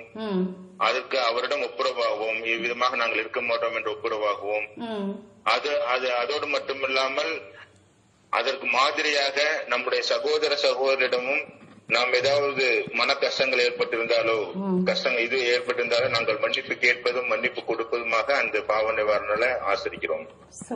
ரொம்ப அருமை.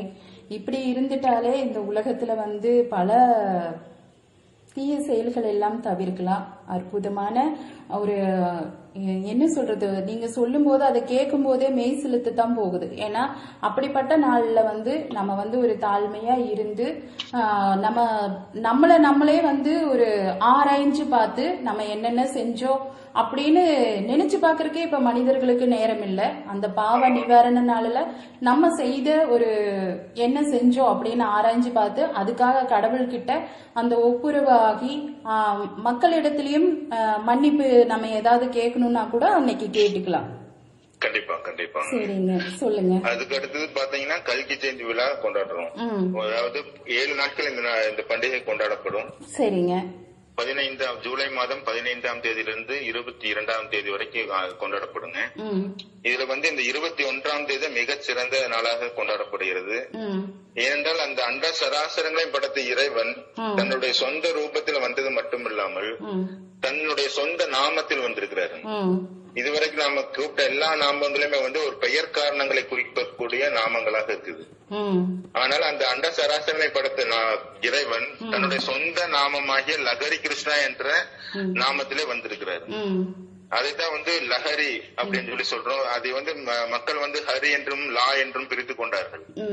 ஆனால் இன்றைக்கு லஹரி கிருஷ்ணா என்ற பேர்ல அவர் சொந்த நாமத்துல வந்தாரு. வந்ததோடு மட்டும் கடவுள் வர்றது ஒரு சாதாரணமா சும்மா வந்துட்டு போக முடியாது இல்லைங்களா? நம்மளே ஏதாச்சும் ஒரு காரியத்தை செய்யறோம்னு சொன்னா எங்கேயாச்சும் போறோம் எங்கேயாச்சும் வர்றோம் அப்படின்னு சொன்னா ஒரு நோக்கம் இல்லாமல் போக மாட்டோம். அதே விதமாக கடவுள் வந்ததுக்கான நோக்கங்களும் இருக்கிறது. அந்த நோக்கங்களை அவர் நிறைவேற்றி விட்டார் என்ற நிச்சயத்தோடு நாங்கள் இந்த விழாவை ஆசரிக்கிறோம். ஏனென்றால் நான் ஏற்கனவே சொன்ன மாதிரி ஆதி வேள்வி கடவுள் நிகழ்த்தி தன்னையே பலியாக அர்ப்பணித்தார். அதன் மூலமாக அவருடைய பிள்ளைகளுக்கு ஆசீர்வாதங்கள் வருது அப்படின்னு சொல்லி நாம் பேசணும். அந்த ஆதி பலியின் போது ஆதி வேள்வியின் போது கடவுளுடைய கலியினாலும் கலியினை சேர்ந்தவர்களாலும் சில முரட்டாட்டங்கள் ஏற்பட்டது, ஒரு மீறுதல் ஏற்பட்டது. அந்த மீறுதலை தவிர்க்கிறதுக்காகவும் இந்த நாட்கள் அவர் வர்றாரு. இன்னைக்கு கடவுளும் தெய்வமாகலாம், மனிதனும் தெய்வமாகலாம் என்று என்ன சொல்றாங்க, அப்படி ஒரு வாக்கியம் இருக்கிறது. அதுவெல்லாம் நமக்கு கடவுளுடைய பார்வையில் மீறுதலாக இருக்கிறது. கடவுள் மட்டுமே மனிதனாக முடியுமே ஒழிய மனிதன் கடவுளாக முடியாது என்ற அந்த மீறுதலை அவர் இந்த அவருடைய வருகையின் மூலமாக தவிர்க்கிறார். அதே விதமாக இன்னைக்கு கடவுளுடைய கட்டளைகளுக்கு கீழ்ப்படிவதற்கு மக்களே கிடையாது. ஆனால் ஒரு கூட்ட மக்கள், அந்த ஆதி வேள்வியில் பங்கெடுத்த மக்கள், அவர்களை தன்னுடைய வார்த்தைகளுக்கு கீழ்ப்படி செய்கிறார். அந்த வார்த்தைகளுக்கு கீழ்ப்படிவதன் மூலமாக நம்முடைய பாவம், ஆதி பாவம், மீறலான பாவம், அப்புறம் பாவங்கள், நம்முடைய உலகத்துல நாம் செய்யக்கூடிய பாவங்கள் எல்லாமே தொலைக்கப்படுகிறது. அதுதான் இரண்டாவது காரணமாக சொல்லப்படுது. நம்முடைய பாவங்களையும் பாவத்தையும் அவர் தொலைப்பதற்காகவும் அந்த நோக்கத்திற்காகவும் வர்றாரு.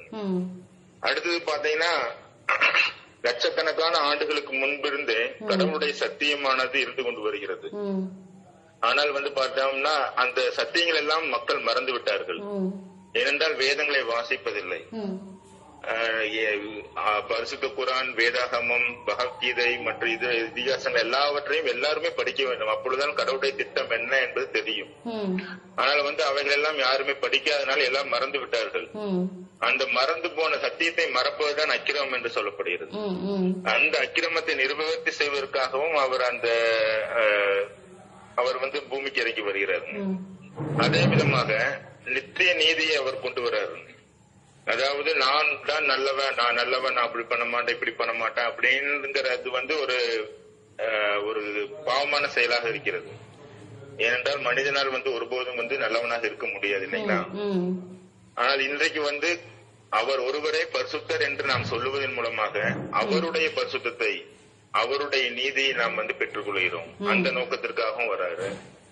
ரெண்டாவது அதுக்கப்புறம் பாத்தீங்கன்னா கடவுள் யாரு, அவரு இப்படியெல்லாம் ஒவ்வொரு யுகங்களிலும் கிரியை செய்திருக்கிறார், அவர் இந்த கலியுகத்தில் எப்படி வரப்போகிறார் என்ற சத்தியங்களை எல்லாம் அவருடைய ஒரு கூட்ட மக்களுக்கு தெரியப்படுத்துவதற்காகவும் அவர் வர்றாரு. அது போக இந்த எல்லாவற்றுக்கும் மகுடம் வைத்தது போல இந்த கல்கி ஜெயந்தி விழா அன்றைக்குதான் வந்து அவர் என்ன செய்யறாருன்னா அவருடைய மக்களுக்கு, அவருடைய வார்த்தையை பின்பற்றக்கூடிய மக்களுக்கு, அவர்கள் அன்பு கூறுகிற மக்களுக்கு சாகாமை என்று சொல்லப்படக்கூடிய மரணமில்லா பெருவாழ்வை அளிக்கிறார். அதுதான் இந்த கல்கி ஜெயந்தி விழாவுடைய மிகச்சிறந்த ஒரு பாகமாக இருக்கு.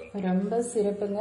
தன்னை வணங்கக்கூடிய அந்த பக்தர்களுக்கு மரணமில்லாத அந்த பெருவாழ்வு தரக்கூடிய அந்த இறைவனை நாம் அனைவரும் வணங்குவோம். இப்ப நீங்க சொன்னது இவ்வளோ நேரம் எல்லாரும் பேசினதெல்லாம் அந்த ஸ்ரீமன் நாராயணர் ஸ்ரீ லஹரி கிருஷ்ணா அவர்கள் கற்றுக் கொடுத்த பாடமே கீழ்ப்படிதல், அன்பு, தாழ்மை, ஒரு பயமே ஞானத்தின் ஆரம்பம் அப்படிங்கிறது போல இந்த உலகத்துல கடவுளால உண்டாக்கப்பட்ட அனைத்துக்கும் நம்ம நன்றி செலுத்தணும். அந்த கடவுளுக்கு பயந்து நடக்கணும். வேத ஆகமங்களை எல்லாத்தையும் படிக்கணும். அப்படிங்கிறது எவ்வளவு பெரிய ஒரு நல்ல கொள்கைகளை மக்களுக்கு தந்திருக்கிறாங்க. அந்த மனுஜோதி ஆசிரமத்தை நாங்க பூலோக வைகுண்டமாகவே பாக்குறோம். மீண்டும் மற்றும் ஒரு நிகழ்ச்சியில உங்களுக்கான நேரத்தை கொடுக்கிறோம். கண்டிப்பா நீங்க பேசுங்க. மனுஜோதி ஆசிரமத்தை பத்தி நாங்க மறுபடியும் தெரிஞ்சுக்க கூடிய அந்த தருணத்தை எங்களுக்கு தாங்க. கண்டிப்பா எல்லா வல்ல இறைவன் ஸ்ரீமன் நாராயணர் லஹரி கிருஷ்ணாவுடைய நாமத்தில் உங்களுக்கு வாழ்த்துகளையும் நன்றிகளையும் தெரிவித்துக் கொள்கிறேன். நன்றிங்க. தங்களுக்கு இந்த மனுஜோதி ஆசிரமத்தோட கொள்கையை கடைபிடித்து ஒரு நல்ல ஒன்றிய குலம் ஒருவனே தேவன் அப்படிங்கிற கொள்கையில் இருந்தும் இடைவிடாத ஒரு பிரார்த்தனை, அங்க வந்து நடக்கக்கூடிய செயலும், தாழ்மை, இப்படி ஒரு ஞானத்தை தானமா கொடுக்கக்கூடிய அந்த ஆசிரமத்துக்கு எல்லோரும் போகணும். கண்டிப்பா அந்த மனுஜோதி ஆசிரமத்துல வந்து ஒரு மனிதன் வந்து எப்படியெல்லாம் வாழணும் அப்படிங்கறத கற்றுக் கொடுத்து, நீங்க இவ்வளவு நேரம் பேசுனதுலயே தெரிஞ்சிச்சு எல்லோரும் எவ்வளவு அழகா அந்த அன்பு, தாழ்மை, அந்த பக்தியோட பேசுனதுல வச்சே தெரிஞ்சிச்சு ஆசிரமத்தோட சிறப்பு பத்தி. ரொம்ப நன்றிங்க. ஆசிரமத்தில் இருக்கக்கூடிய அனைத்து நிர்வாகிகளுக்கும், அங்கு இருக்கக்கூடிய பக்தர்களுக்கும், உலகமெங்கிலும் இருக்கக்கூடிய அந்த லஹரி கிருஷ்ணாவோட பக்தர்களுக்கும் வாழ்த்துக்களை அன்பு வானொலியும் அன்பு ராகங்களும் தெரிவிச்சுக்கிறது. ரொம்ப சிறப்பு. நன்றிங்க. அன்பு வானொலியின் அன்பு நேயர்களே, இதுவரை மனுஜோதி ஆசிரமத்தை பற்றி நாம் தெரிந்து கொண்டோம். மீண்டும் மற்றும் ஒரு தலைப்பில் நான் உங்களை சந்திக்கிறேன்.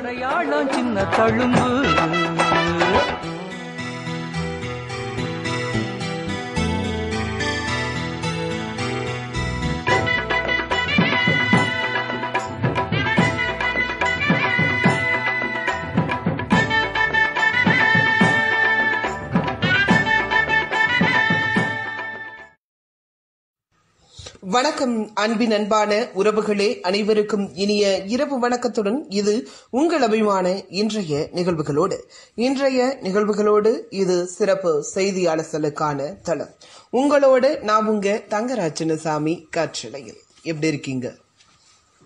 முதலில் இன்றைய முக்கிய செய்திகள்.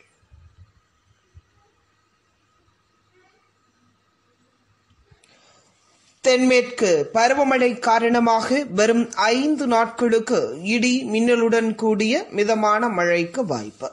சென்னை வானிலை ஆய்வு மையம். நாட்டில் தற்போது உளவு பார்க்கும் விவகாரம் பெரும் பரபரப்பை ஏற்படுத்தியுள்ள நிலையில் வரிகள் மூலம் கிடைக்கும் பணத்தை கொண்டு மத்திய அரசு உளவு பார்க்கிறது. நாட்டை இருண்ட பாதைக்கு அழைத்துச் செல்வதாக அமையும் மேற்கு வங்க முதலமைச்சர் மம்தா பானர்ஜி விமர்சனம். தமிழ் சினிமாவின் முன்னணி நடிகையான நயன்தாரா நாயகிக்கு முக்கியத்துவம் கொடுக்கும் படங்களில் நடித்து வரும் நிலையில் அவர் நடித்து வெளியீட்டிற்கு தயாராக இருந்த நெற்றிக்கண் திரைப்படம் OTT தளத்தில் வெளியாக உள்ளதாக தகவல்.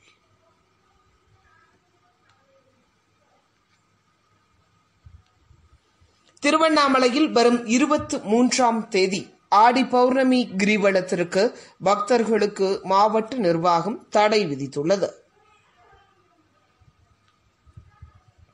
2032ஆம் ஆண்டுக்கான கோடைக்கால ஒலிம்பிக் போட்டிகள் ஆஸ்திரேலியாவின் பிரிஸ்பேன் நகரில் நடக்கும். ஒலிம்பிக் கமிட்டி அதிகாரப்பூர்வ அறிவிப்பு.